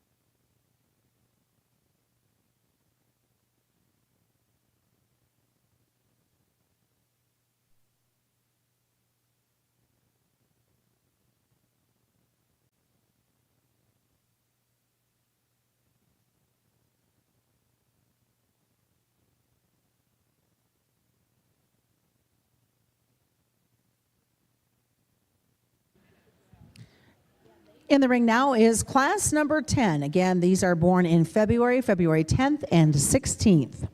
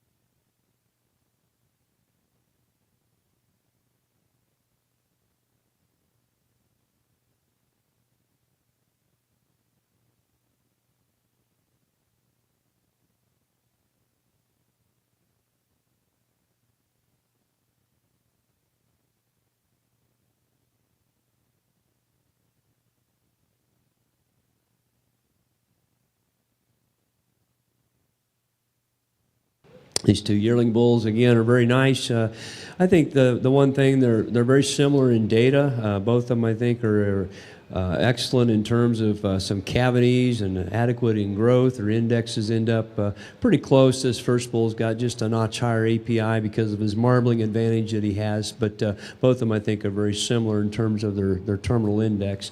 I think visually, they, again, can be a lot alike. They're cattle that have some stuff to them. They've got some muscle. They've got some shape. The first bull here, the way he holds up right in behind his shoulders, very nice. He's level. He's got quite a bit of rib cage to him. Again, he's got some muscle in him, and that bull weighs up pretty good. He's almost 1,400 pounds. He's upper 13. You think that's a pretty good sized creature, and he is. And then we look at this other bull here right behind him, another February bull that's weighing at 15, and again, 1,500. And the reason he can weigh that is just because of his incredible body length, and it weighs up in a hurry. He, like the bull ahead of him, big old rib cage. His hip is big and stout all the way to the ground. I like his length of step too. He's a little more comfortable, I think, in the way that he's handling his hind leg out here, maybe as compared to this first one. But both bulls, I think, are very nice. We're going to end up using the bigger, heavier bull here, the longer body bull. He will be first, and then our bull here that the young lady shows that just made the circle end up in second.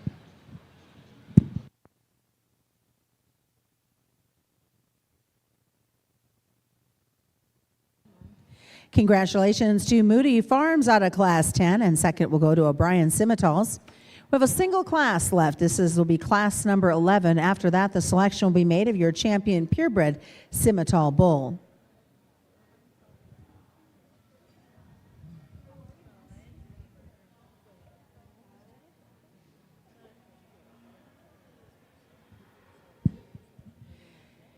Entering the ring now is a single entry in Class 11. As I mentioned, he is born March 2nd of 22.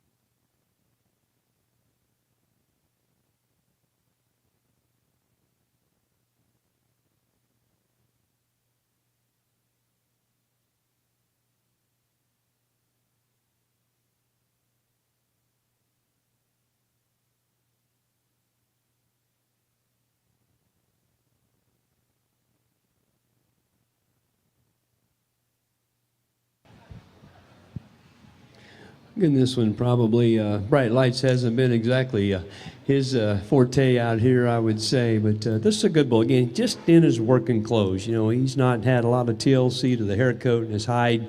Not the real fat and bloomy, but boy, he's ready to turn out, cover some cows. And again, I think some things that I see in this bull in terms of his data, as good as Scimitals we've had, male and female in the ring so far. He's got nice indexes, especially on the terminal side. He's, again, a Cavanese bull, and he looks it, his neck and his shoulder, the way it's all fit in together there. Athletic looking because he's lean. Again, we've already had 2 bulls so far that won their class that in terms of weight per day of age is really good.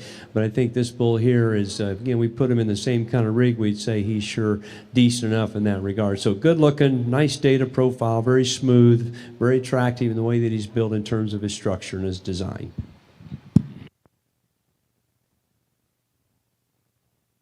And our congratulations goes to Slama Scimital, the winner of class number 11. We're going to gather those boys and bring them all back in for your selection of your champion purebred Scimital bull. After that selection, we will be taking a 30-minute lunch break.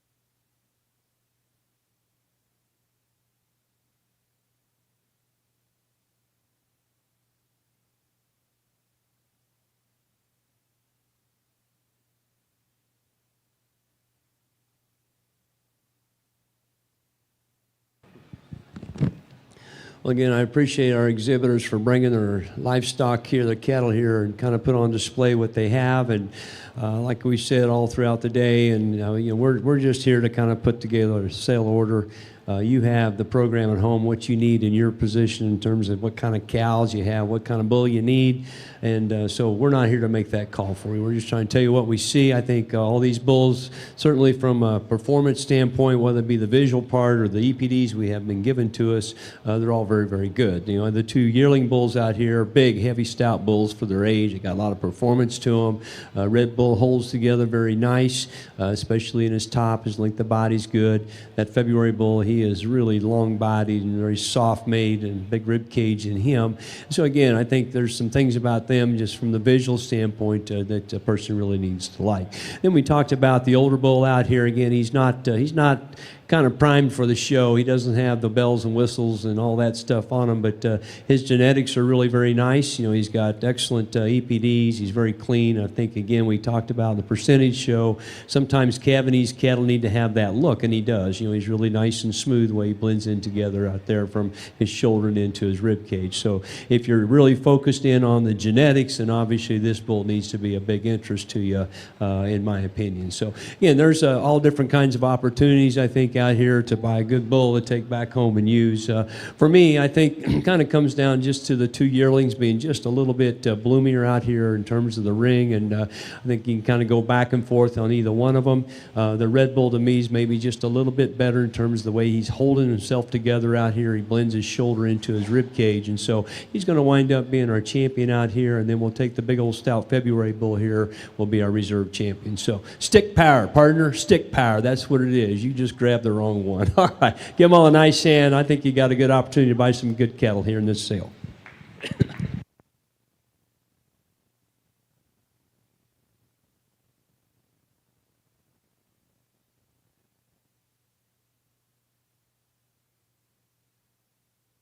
Congratulations to all of our Simmental exhibitors, and we will start our shows back up here at 1:45. So enjoy the afternoon, look around at all the exhibits, go in the back of the barn, visit with the cattlemen. Make sure you go outside, check out those commercial heifers that are going to sell tomorrow. Check out, there's a set of bulls out there in pins too, guys. So enjoy your afternoon. We'll see you back here at the show ring at 1:45. Did the red one win?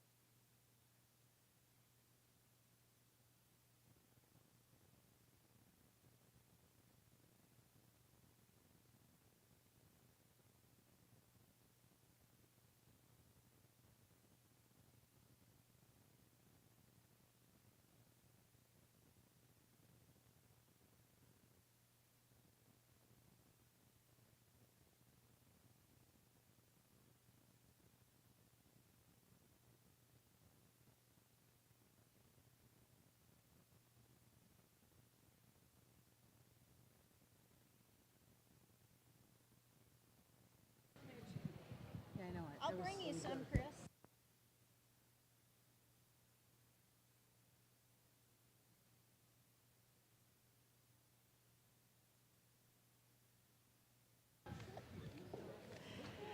And welcome back. Hopefully you had an opportunity to get some lunch, check out some of the vendors, maybe spend a little money while you're here, save a little bit more for tomorrow because, of course, the sale gets underway at 10 o'clock, but run at lots of things for people to do in between the shows, but we are ready to bring them back in the show ring, starting out with the Herefords on the south side and the Charleys on the north side. A beautiful afternoon. Enjoy your afternoon here at the Classic. Again, want to remind you we're going to have that Buyer's Social, Cattleman's Social in the Ag Pavilion, some great beef appetizers followed by a great beef supper. So enjoy your afternoon. Make sure and go outside, look at those heifer pens, make sure and check out the bull pens that are outside, and enjoy the day. You know, those heifer pens have a few bonuses in them. They do. There's a couple that's calved out there, so make sure you're taking a look. And again, we really want to do a huge shout out and thank you to our judges today. The judge on the north side of the ring is Scott Shockey. Scott come to us from the heart of the Flint Hills in Kansas. Him and his family are very involved in the Simmental business since 1997. Scott and his sons are currently at Westmoreland, Kansas, and very honored that Scott took the time to come up to the Classic today. In the south side of the ring, you know, we've been joking about we brought the Kansas guys. Yep. I'm kind of a K-State, fan. I can go with that a little bit, but very honored. Chris Sankey, he took the time to come up here, spend the day with us. Him and his family are at Council Groves, Kansas. Sankeys have 6 in ranch where they are involved with Angus cattle. So again, a huge shout out to these gentlemen for spending their time at the Classic today. So we are kicking it off, as mentioned, here on the north side. We've got the Charlet underway. We took classes 1 and 2, brought them together. They are April 18th and July 2nd of 22, so April 18th of 23 and July 2nd of 22. And then after this, the selection will come out of this class for your champion, Charlet female. And on the south side, we're starting the Hereford show. These are your horns. Class number 1, a single entry, and born the 12th of June.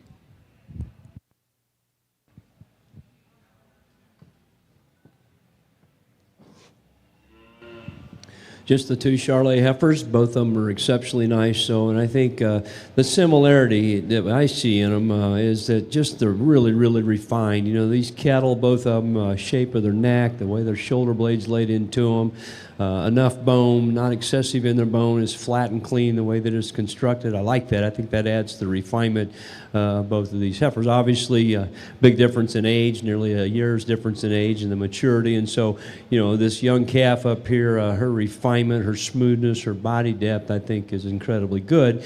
I see some of that same stuff here in the older heifer, except just more of her. She's got just a little bit more forearm and dimension when you get in behind her, just a little stouter in terms of bone work as well. So both of them are very nice. They're high quality cattle. This is our championship lineup. We'll use the bred heifer here. She'll be our champion, and our calf here will be reserved. Again, thanks you fellows for bringing them out here. A nice pair of heifers.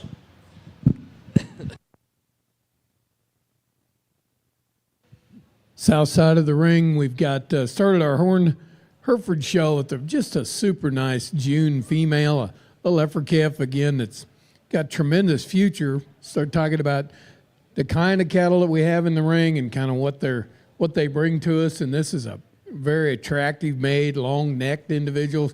She's really good in her top. She's adequate, I think, for a June heifer calf. She's has plenty of power and dimension to her. And this is kind of one of these young heifer calves that you'd think you could have a lot of fun with down the road, showing her in a junior program, get her into the scholarship programs. Hereford-wise, I think this is a female that you could sure do a lot of good with. So good place to start. Congratulations on a really nice June female. We'll look forward to bringing her back. Good place to start our Hereford show.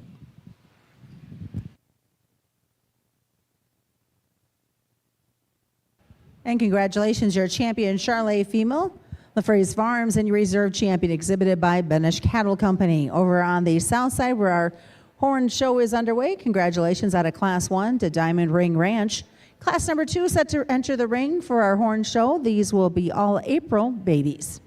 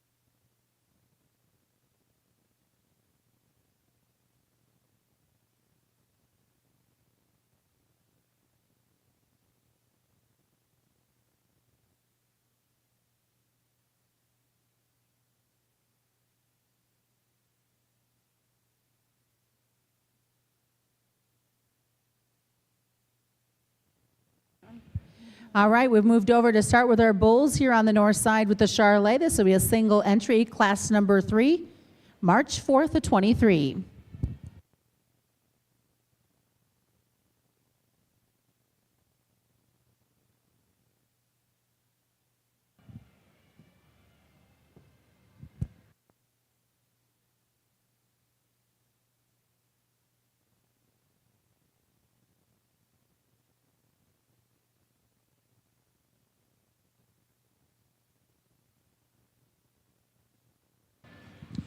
We don't have genetics with these like we did the Semitals, but if things kind of line up like they could or should, this is again one of those bulls that I think could sure have a lot of cavities to them.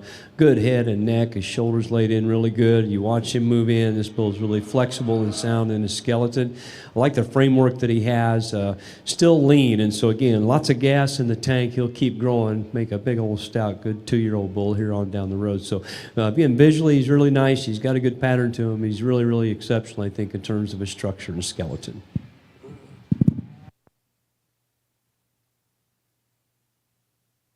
Well, Susan, I want you to join me, attention down here in the ring, and I have some awfully pretty young ladies here, and I'm going to make them introduce themselves to you.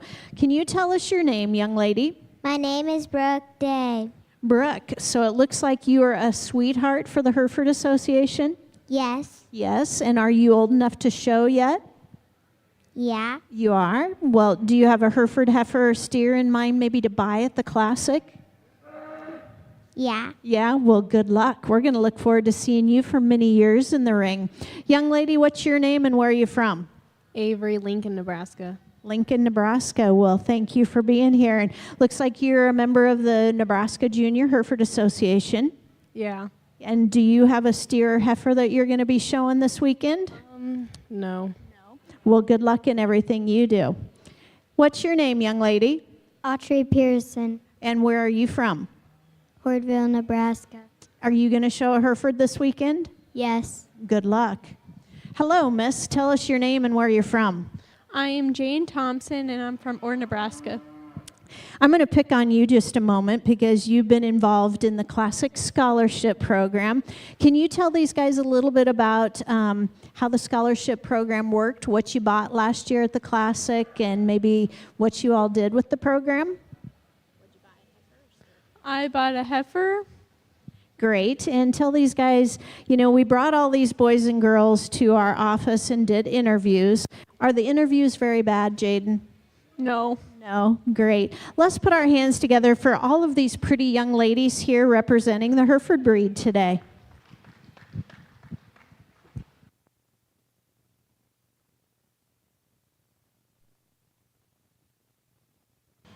All right, this pair of Charlet bulls, again, both cattle have plenty of muscle to them. They're very trim, and I think of the two, you can see some differences here on the outside. This bull up front, again, really smooth, and his shoulder stays hooked up really nice behind the top of his shoulder and his upper skeleton.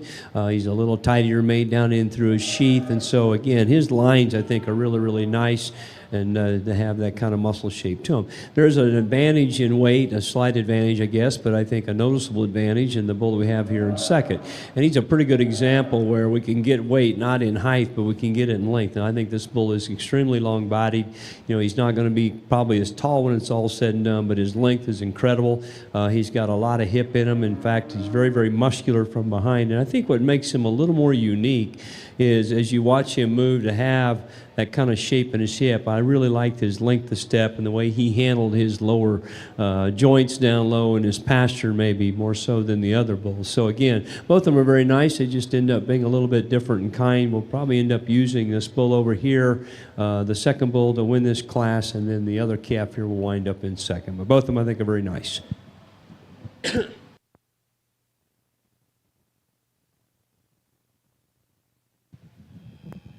Really nice trio of these April Hereford females in the ring. And, we can stand back and kind of visually look at them. Of course, the advantage that you all have sitting out there is you have pedigrees and EPDs and some of the things that we don't have in here, but that gives you a better opportunity when you start looking through these cattle buying opportunities. You have places to go and can see what you need. Just talking about them phenotypically as we look through these heifers, and we start on the young lady's heifer that's on my right here, and this a female. It's just really nicely balanced up. She's really nice down her top. She's nice in her hip structure.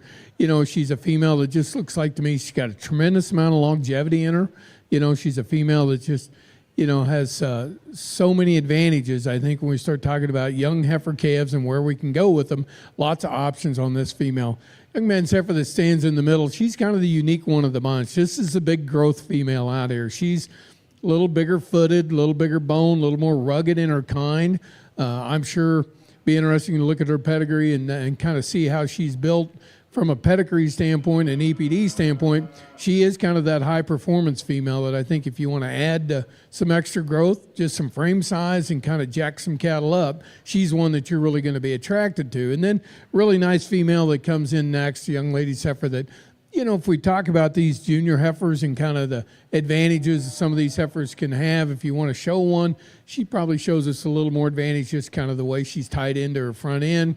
From a long-term standpoint, probably going to hold herself together a little better. She's more than adequate in her width and her dimension. She's sure got enough to her. She is stout enough. She is, all three of these females, I think, are sure stout enough.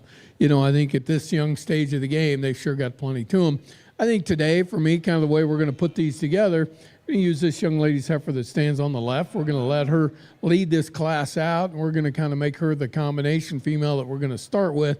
Going to follow with the other young lady's heifer that's very similar to her in kind, and then come back with our big growth female that we have in class, and realize that as a buying public, you are responsible, to go find these ones that are going to match up. I'd sure be interested in talking to the breeders of these cattle and looking at pedigrees and EPDs, because there's different endpoints in them, but there's sure no difference in quality. I think they're all good cattle that have a lot of options. So congratulations on 3 really good females. Give these exhibitors a nice hand for bringing them out.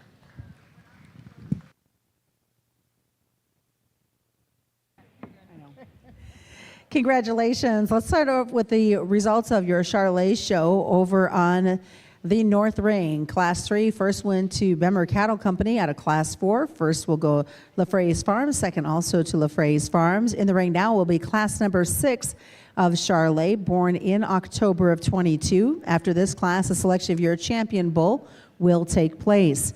Over on what we're seeing in the Horn Show out of Class 2, first goes to Young Cattle Company, second to Keller Cattle Company, and third to Double Heart Diamond Cattle Company.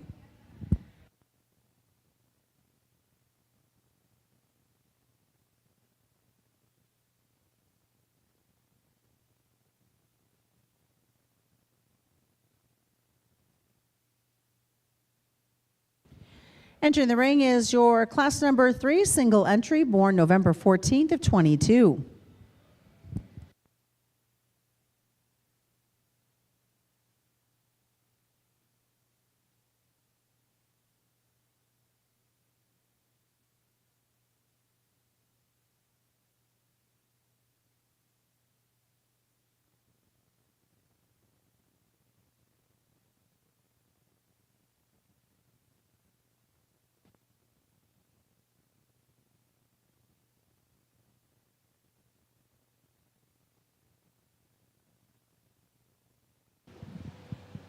All right, I was looking at their lot numbers. I thought the bull on my left was the heavier bull, and it is. So we got them a little different order than what they are on my sheet here. But again, two fall bulls that they're bigger, they're older, get out and cover maybe a larger number of cows than a yearling bull would. Both of them are very muscular.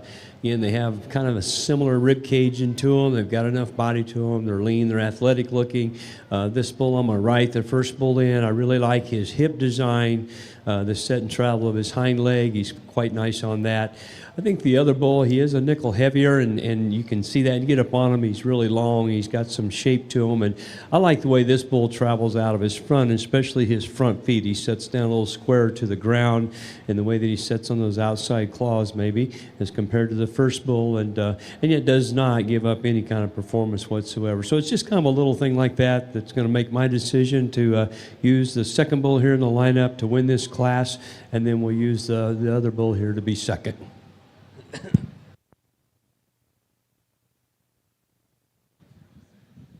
Well, just a single entry November yearling over on the Hereford side, and just a really good female. This is a nice, attractive made female. She balances up nice. She's good in her rib cage, good in her width and dimension. Really attractive made up in that front end structure, and just, just a good heifer that looks like she's got a lot of future to her. She's kind of brought to us ready to go. She's a female that I sure think has a lot of future. So a good place to start a class, and a really good female. Congratulations on this one. We'll look forward to putting her back in the lineup later. Another good individual.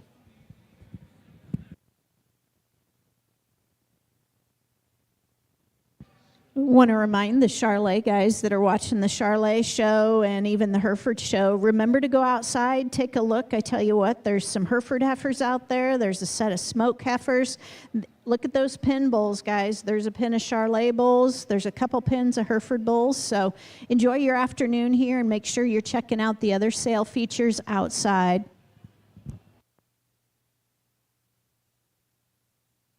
Here's your results out of class number 6 on the Charlet show. First we'll go and second to LaFraise Farms. We're making a selection of your champion Charlet bull now. Over on the Horned Hereford side, class number 3 went to JB Livestock. A single entry coming in class 4, born the 25th of February of 22. After this, your selection will be made of your champion Horned Hereford female.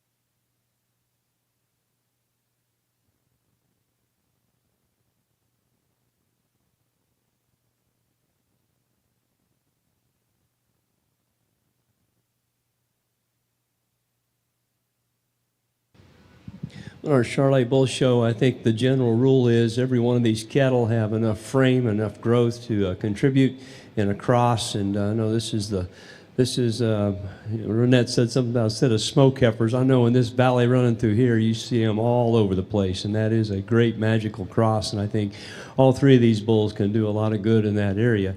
This youngest calf, he's kind of the quality individual standing out here. He's got a world of balance. His correctness of skeleton is good. He's really good at the ground in terms of his feet and the way that they're shaped.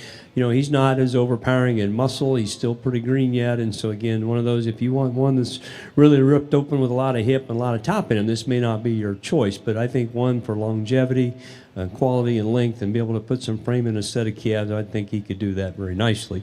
The bull that won that second class, really long-bodied, a good build in his hip. His pins are set up there nice and high and wide. He's got, I think, a very usable hind leg to him and the way it sets down. And, maybe with that extra muscle, he's just got a little bit more lower shoulder, but his body length, I think, is incredibly good. And then the last bull that won that class, that October bull, just a good, big, old, strong bull. He's got kind of like our younger calf down here.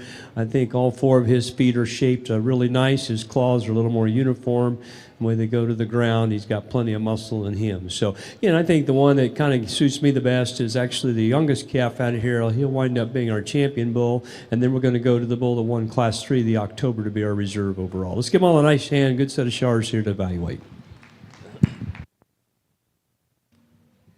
Really nice bred heifer on the Hereford side. A young female that's getting close to calving. Said she's going to calve here mid-March, getting kind of to that point. You can start to see her making a little bit of udder underneath her. And just, if you really want one that's really attractive made and just really geek-necked and pretty made, this would be a female that you're really going to get drawn to. She has got a tremendous look to her. She's really attractive on the profile. She's long-necked and carries back with lots of length of top and length of hip. I think she widens out in her pin area. She comes down with plenty of dimension. So it's just a really nice female, very attractive to look at. Look forward to bringing her back again. So congratulations on a really nice bred heifer. Look forward to our lineup. We're getting ready to bring them all back. We'll get a chance to put them all together in the ring. So congratulations. Congratulations on the north side. Your champion, Charlet Bull, was Ben Mercano, and the reserve champion, LaFraise, class number 6. They're going to take some photos. We'll be back in then with the Shorthorns on the north side. As we continue on the south side with the Hereford show, we're going to make our selection now of our champion horned Hereford female. Congratulations out of class 4 went to Snell Show Cattle. Want to do a shout out to the Nebraska Hereford Association and Rudy. I think she's around here. They have a booth in the Ag Pavilion. Make sure you stop by and pick all their information. Rudy, you're sitting in the bleachers. Put your hand up. Appreciate everything you do for the Nebraska Hereford Association. And want to recognize, the Nebraska Junior Hereford Association holds their summer show first weekend in June right here in these facilities. You guys need to keep in mind, not only does the Classic have all the opportunities with these heifers, but the Nebraska Hereford Association has the opportunity, buy a heifer here or back in November at their fall sale.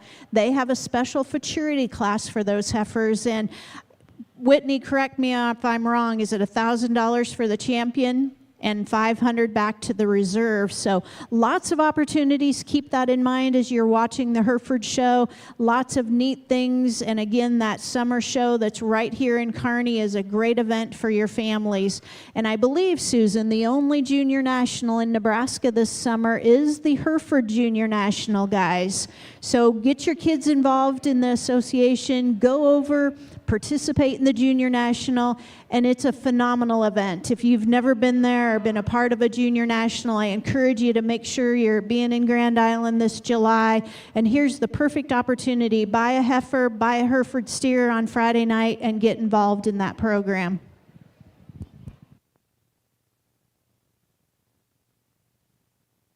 You're ready to pick our champions, and there's sure plenty of options out here to end up with in Grand Island. If that's something that you're interested in, you can sure start with this June heifer and look at her and think of the future that she brings and the opportunities that she'd have to go on down the road this summer and what she could do, and follow back with the April heifer again that's just similar to her. These are just young heifer calves that have enough to them. They're sure high quality. They're good-footed, good at the ground.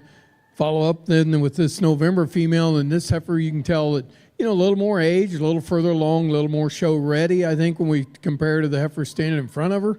I love her rib shape, love her dimension. It probably has as much natural width and dimension and true natural thickness in her as any we've got in the ring. And then just super attractive made 2-year-old, a female that, again, we want to talk about, the opportunities that these really attractive made females, what they can do is breeding pieces and what you can do with them. And I think she's an option that you sure have to consider. So it's four really good females that came out of their classes. Young ladies heifer that came second in that big class of April's is just another individual. Again, talk about tremendous future in heifer calves and what do they have when we stand them in the ring and what can they do for us, which you'll have more of a day. And he's looking at on pedigree and genetics. But this is a good lineup of females.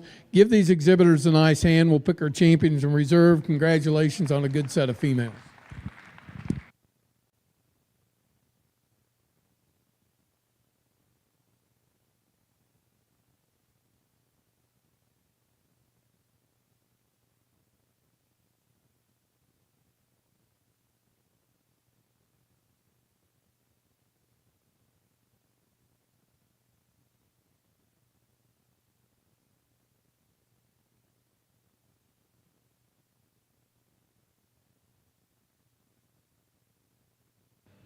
And congratulations, your champion horned Hereford female exhibited by Snell Show Cattle. Your reserve champion is JB Livestock.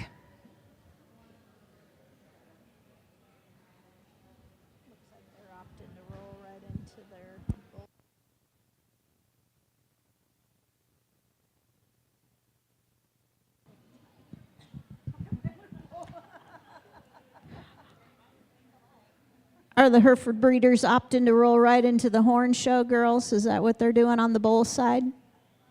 Are they rolling right into their bulls?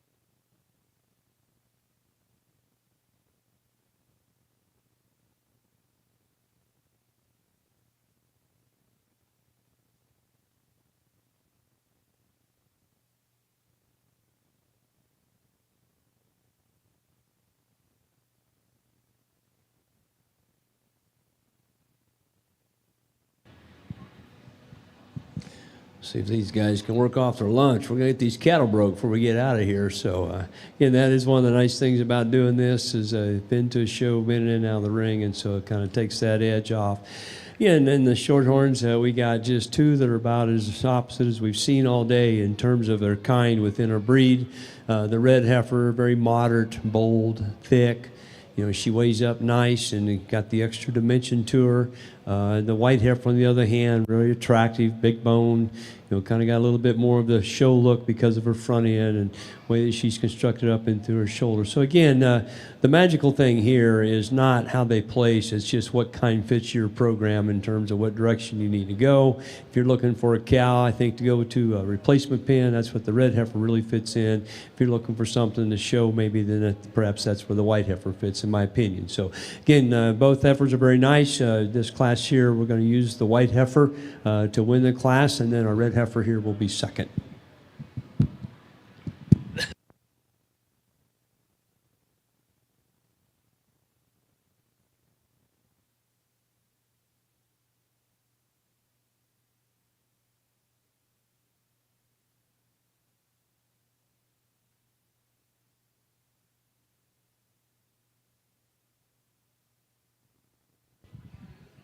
Really nice April calf to start a Hereford Bull show with. Just kind of a rugged, constructed individual. He's got some bone and foot to him. He's kind of stout made, and I think he just, for an April calf, he sure shows us a lot of power and looks like he's going to develop into kind of a real massive made individual. So good place to start. Good testicles in a young calf, and so I think it's a good individual. We'll look forward to bringing him back again and putting him out here with these older cattle, but it's a good young one to start with. Congratulations on this calf.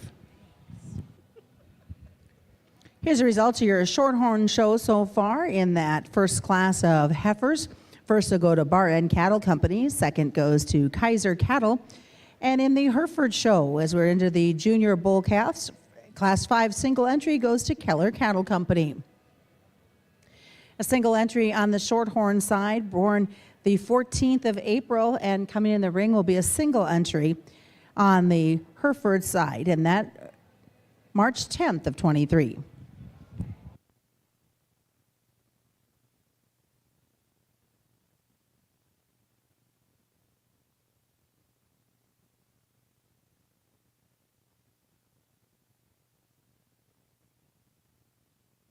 This heifer is a little bit of a combination of the last two. I think, one thing, she's very similar to the red heifer, not only in color, but similar to the red heifer in regards to the body and muscle that she has, and yet still, I think, very attractive up into her neck and her shoulders. She's alert when we get her stopped and put together out here. Seems to be pretty functional in her structure and her skeleton. We're out here showing one by herself. She's kind of the Lone Ranger, so sometimes it's a little hard to get a read, but I think she's just a nice combination of the couple of heifers we just saw here in that May division. So let's go and we'll bring them back in. We'll pick you a champion Shorthorn real quick.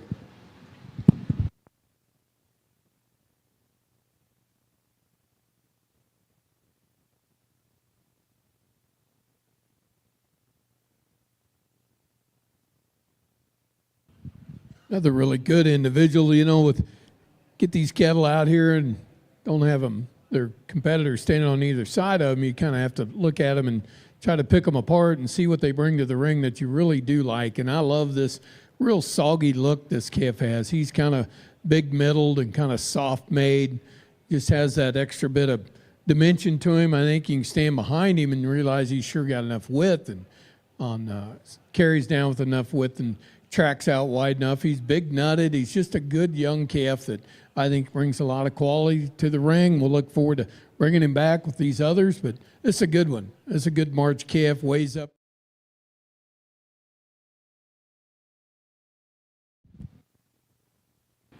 All right, our Shorthorn ring, and I still feel pretty strongly that last entry here is just a nice combination of the other two Mays, and so we're going to, she'll be our champion out here, the April heifer, and then we'll come back, and our white heifer, the May heifer, will be reserved. So best of luck to all of you. Got a nice set of females to get sold.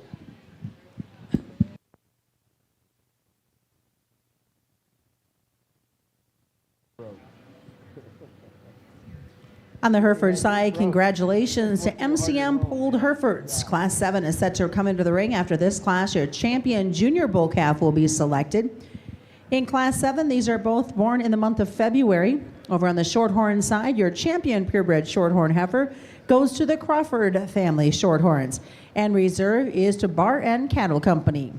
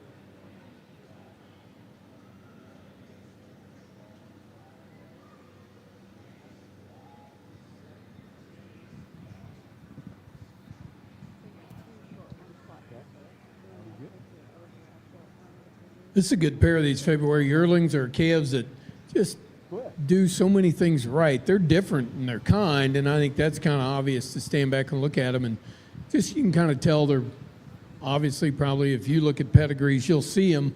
I'm sure they're bred a little different way. They're balanced up, the way they're put together. But, you know, as a pair of bulls, I think there's a lot of quality in both of them. The advantages they have, they're both big nutted. They're both good underline. They're both cattle that look like to me they'll go out and do the job. There's a little difference in the way they're made. You know, the bull on the front end, a little heavier made individual, and you can see it in him. I think he shows us a little, and he might be a little further along, but he's still just a really good, big ribbed, high volume calf. You know, just got a lot of mass to him and carries it with a, you know, gets around the ring really well. Calf that stands behind him, probably a little better made right up through his shoulder, wants to tie in just a little neater, balances himself up a little better. You know, maybe not quite as massively constructed as the bull that stands in front of him, but these are two good bulls, and there's obviously going to be some differences in pedigree, difference in EPDs, and in what breeding pieces they can bring to you. For me today, the way I really like to see him, I like the way this calf standing behind us is balances up. I kind of like the way he comes into his shoulder and ties into that front end. We're going to let him lead out the class. Going to follow with that heavier made individual that'll come second. So you're going to come out first. Big bull, that the heavier weight up bull is going to come second. You know, and like I said, these are breeding pieces for you to go evaluate genetically and what do you want to use and kind of where do you need to go in your program. So you're going to look at them different than I do. You're going to want to see them and, you know, you're going to see EPDs and you're going to see pedigree and know a lot more about them than I do. But two really good individuals. We'll look forward to bringing all these calves back in here. We'll get to pick a division champion and then we'll move into the older bulls. But congratulations on a good pair of these bulls. Right, our Shorthorn Plus female side, again, different types, just like we had in the purebred show. And start up here at this lineback heifer. I think a couple of three things that hit me pretty quickly is I like her length, her femininity, the way she's laid into her shoulder. I think she's a little better at the ground and the shape of her foot and the way she kind of sets in her heel and her toe in relationship to the ground out here as she travels around. The roan heifer, again, totally opposite. She's more moderate, really wide-chested, big, bold-sprung heifer, tremendous muscle thickness in that heifer when you get in behind her. So again, like we've said so many times today, we're not right, we're not wrong. We're sharing you our evaluation of the cattle, and you decide which one of those two better fits you. For me personally, I think here today, the lineback heifer is a little more my speed. She'll be first, and our roan heifer then will end up in second.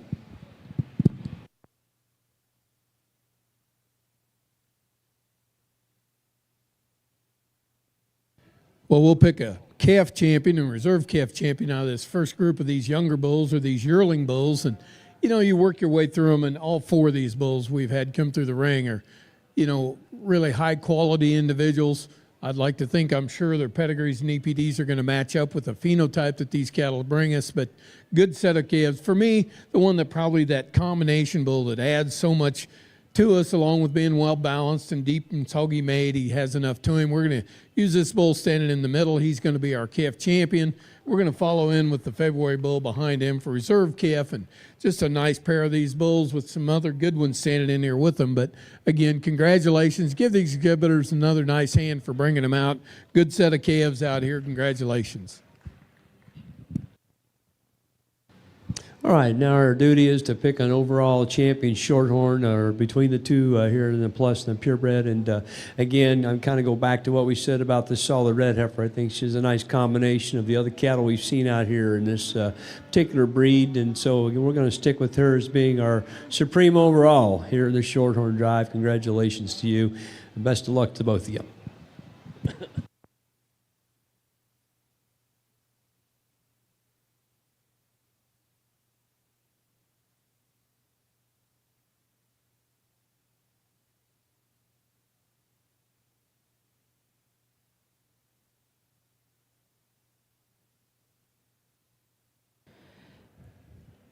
Over on the Hereford side, congratulations. Your champion junior bull calf exhibited by MCM Polled Herefords. Your reserve is to Bar M Herefords. Single entries you can see in class number 8, born November 14th of 22. Over on the Shorthorn side, your champion Shorthorn Plus heifer was Bar N Cattle. Your reserve champion went to Andrew and Caroline Bowman. Your overall champion Shorthorn heifer is to the Crawford family, and reserve will go to Bar N Cattle. This November yearling Hereford bull is just really striking when you stand off and get him set up on the profile. You just really like the way he balances up. He's good up in his front end, ties in good into his shoulder, carries that well into his, you know, kind of good chested, carries back with some rib and dimension. Get behind him and you sure appreciate him when the power that he shows us. He's good hipped. And so, you know, this is just a really nice bull calf that's got a little extra age. He's going to breed a few more. You're going to get a little more out of him. So this is a good calf. He'll look good back in our lineup. This is a good individual. Congratulations to bringing out a good one.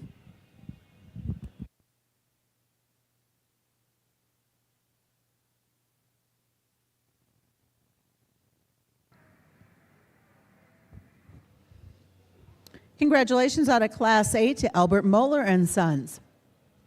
As we move along, class number 9 will have 2 entries on the Hereford show, born in October of 22. After this, the selection of your champion senior bull calf will take place. And we're getting ready on the Shorthorn side to bring the bulls up. There'll be 3 classes of bulls.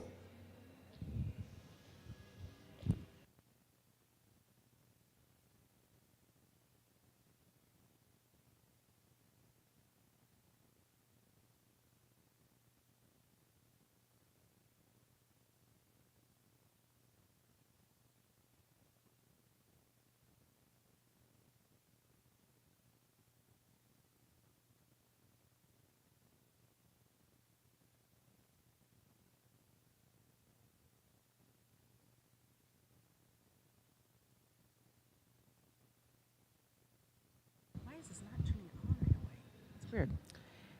A single entry in Class 4 of the Shorthorn Show. This is born April 2nd of 23.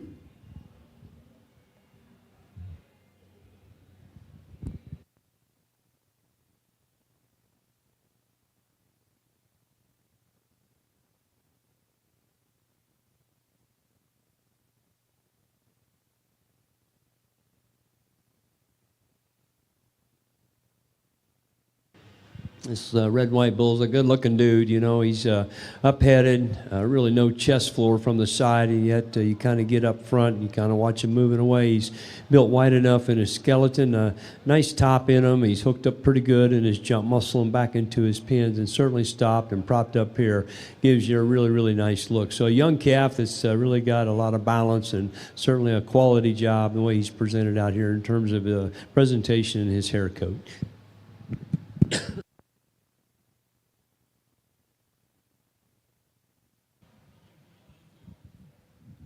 Pretty interesting pair of these October calves, and obviously I think you can see just phenotypically, you know, we're going to cattle that are probably going to give us some different endpoints in their growth curve and then the kind of cattle they have and kind of what they're going to do.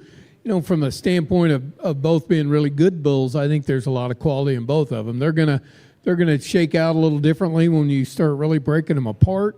I think, you know, it's kind of always interesting to, you know, look down the road and think about as a breeding program what direction you want to go or where you need to be at as you work your way through using these bulls and keeping replacements or raising herd bulls or raising bulls to sell. And so, of course, again, talk about the advantage that you have as the buying public to have the pedigree and have the EPDs. All I can do is just tell you what I see and what kind of the way I like them. And I like this big calf that stands on the front. I think he's a kind of a high growth individual. There's lots of places that we need to add some growth, kind of get a little more frame into these cattle, give them an opportunity to grow a little bit, you know, and as we talk about, you know, some of the things maybe change about them. There's always places we could change them a little bit. I think we all realize that none of us have raised the perfect one yet, so there's things we'd like to do different. And then we talk about the calf that stands behind him, you know, a little more moderate made individual, heavier made. You know, it's interesting, you know, he weighed up a little tick heavier than this calf standing in front of him, and I think that comes from that extra rib and body and bulk that he has in him, and he is an expressive made, really big top, big hipped individual. So it's kind of a, you know, just like I heard Scott say on the other side, we're not right or wrong out here. We're just kind of evaluating and telling you the way we see them. You make those decisions on how you want to buy them and how they work into your program. For me today, kind of the way we like cattle and kind of what we like to see, we're going to go with the dark bull standing on the back here, the heavier made, a little more moderate, soggy made individual. He's going to win this class. We're going to follow them with the big bull that comes out behind him. But really a nice pair of these individuals. Again, a lot of quality in both of them. Give these exhibitors a nice hand for bringing them out. Congratulations.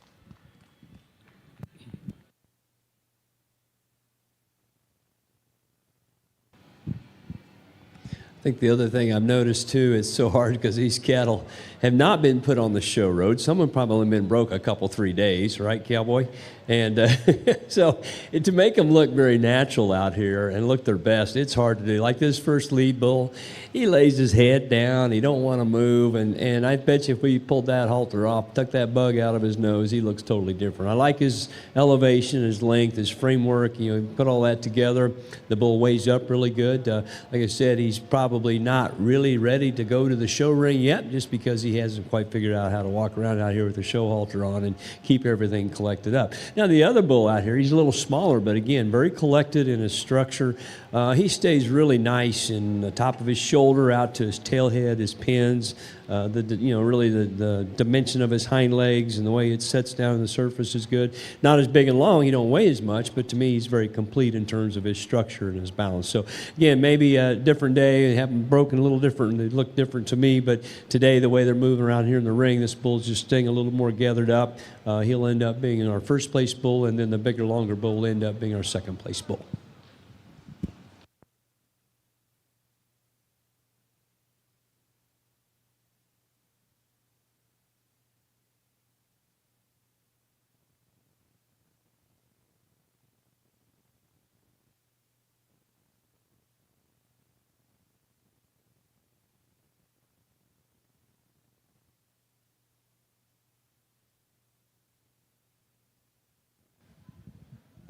Really nice group of bulls out here. All three of these individuals, I think they're, you know, there's so much good in them, but you know, there's a couple of places probably that we can talk about a few differences in maybe the way these cattle are built.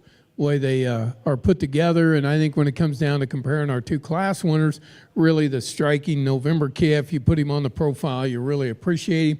You know, and I'll be real honest with you, probably if I'm going to pick on him just a little bit, want to maybe just a little bit from his kind of right down at the ground on his front feet, maybe want to change him just a tick, which is the advantage maybe the bull standing behind him has, just the way he wants to set. And it's not saying that there's anything wrong with either one of them. It's just a little different in the way they come at you, a little different in the way they hit the ground. But, you know, it's a good pair of bulls, a really good second standing over here. Kind of from me today, I'm going to stick with our older bull. The heavy bull's going to win this division. We're going to follow with a November bull for reserve. Congratulations. Give these exhibitors a nice hand bringing them out because they're a good set of cattle.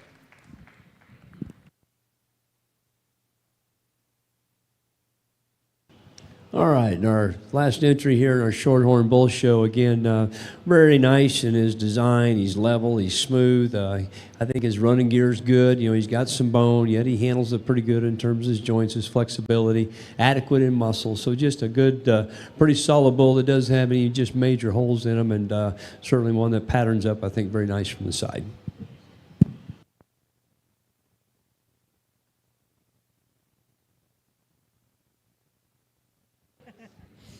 And congratulations, your champion senior bull calf on the Hereford side, exhibited by JB Livestock. Your reserve goes to Albert Moeller Sons. Also moving into class number 10, this will be 2 entries, and then the selection of your champion yearling bull will come out of this class. Both of these bulls were born in January of 22. Over on the Shorthorn side, as they get ready to make that final selection of your champion Shorthorn bull. Class number 6 first went to Crawford Family Shorthorns. We'll go back to class number 5. First was to Bar and Cattle Company, second to Crawford Family Shorthorns. And class number 4 first goes to Hogan Cattle.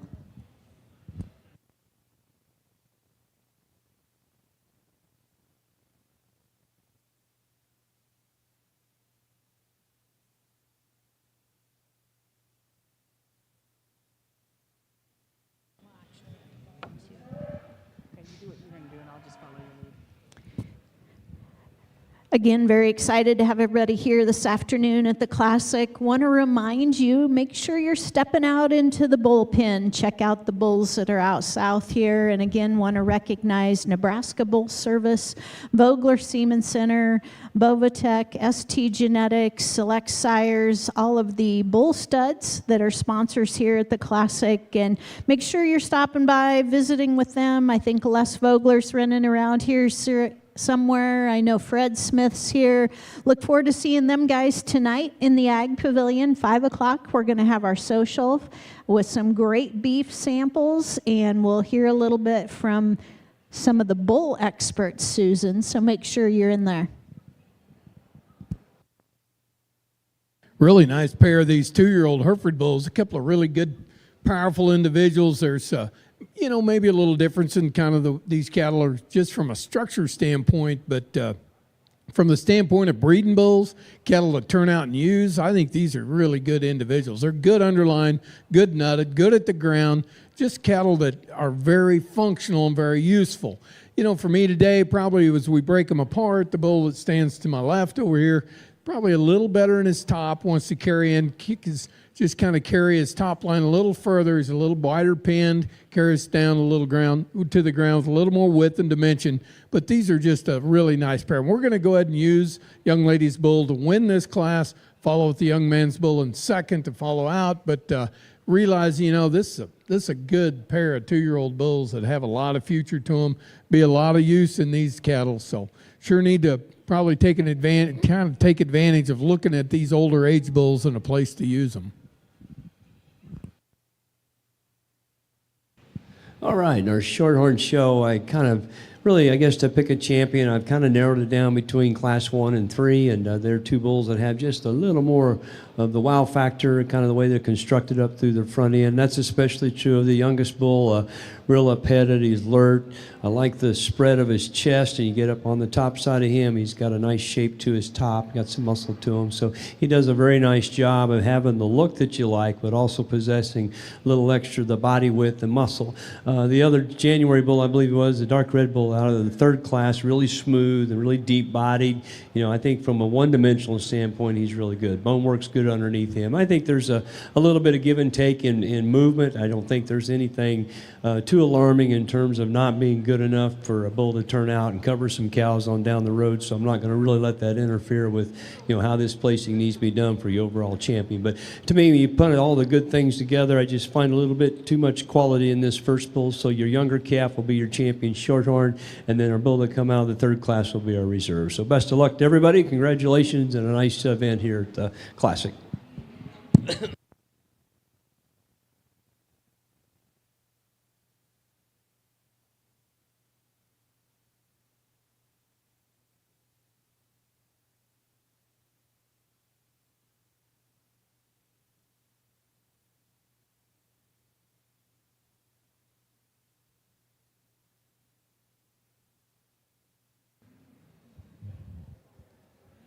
And congratulations, your champion Shorthorn bull goes to Hogan Cattle. Your reserve goes to Crawford Family Shorthorns. That wraps up the shows that we see in the North Ring today. Don't forget that 10 o'clock tomorrow is a sale day here at NCC, the Classic. Get a chance, go out and check out the animals that are out in the pens, the bulls and those heifers as well. They will sell tomorrow.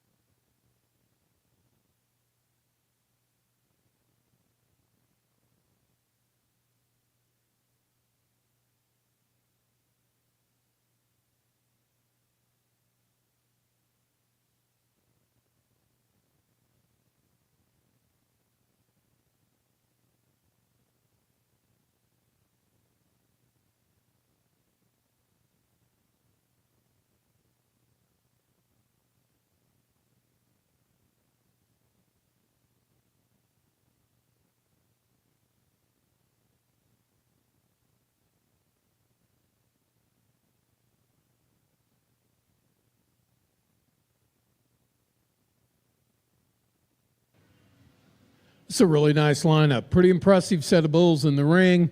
Some good bulls that are back in the barn already. So, you know, as buyers, there's plenty of opportunities to go sort and find one that you like and find those cattle that you need in your program. But it's a good lineup.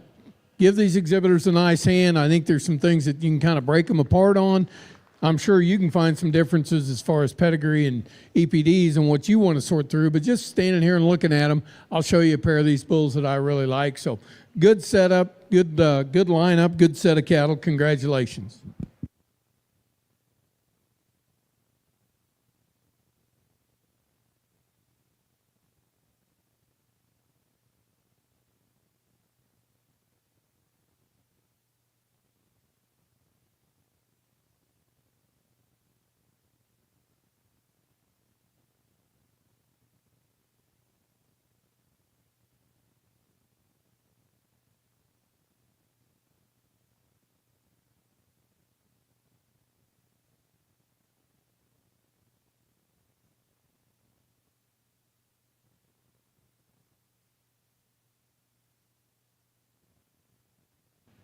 And congratulations, your champion Horned Hereford bull exhibited by JB Livestock comes out of that senior bull calf class.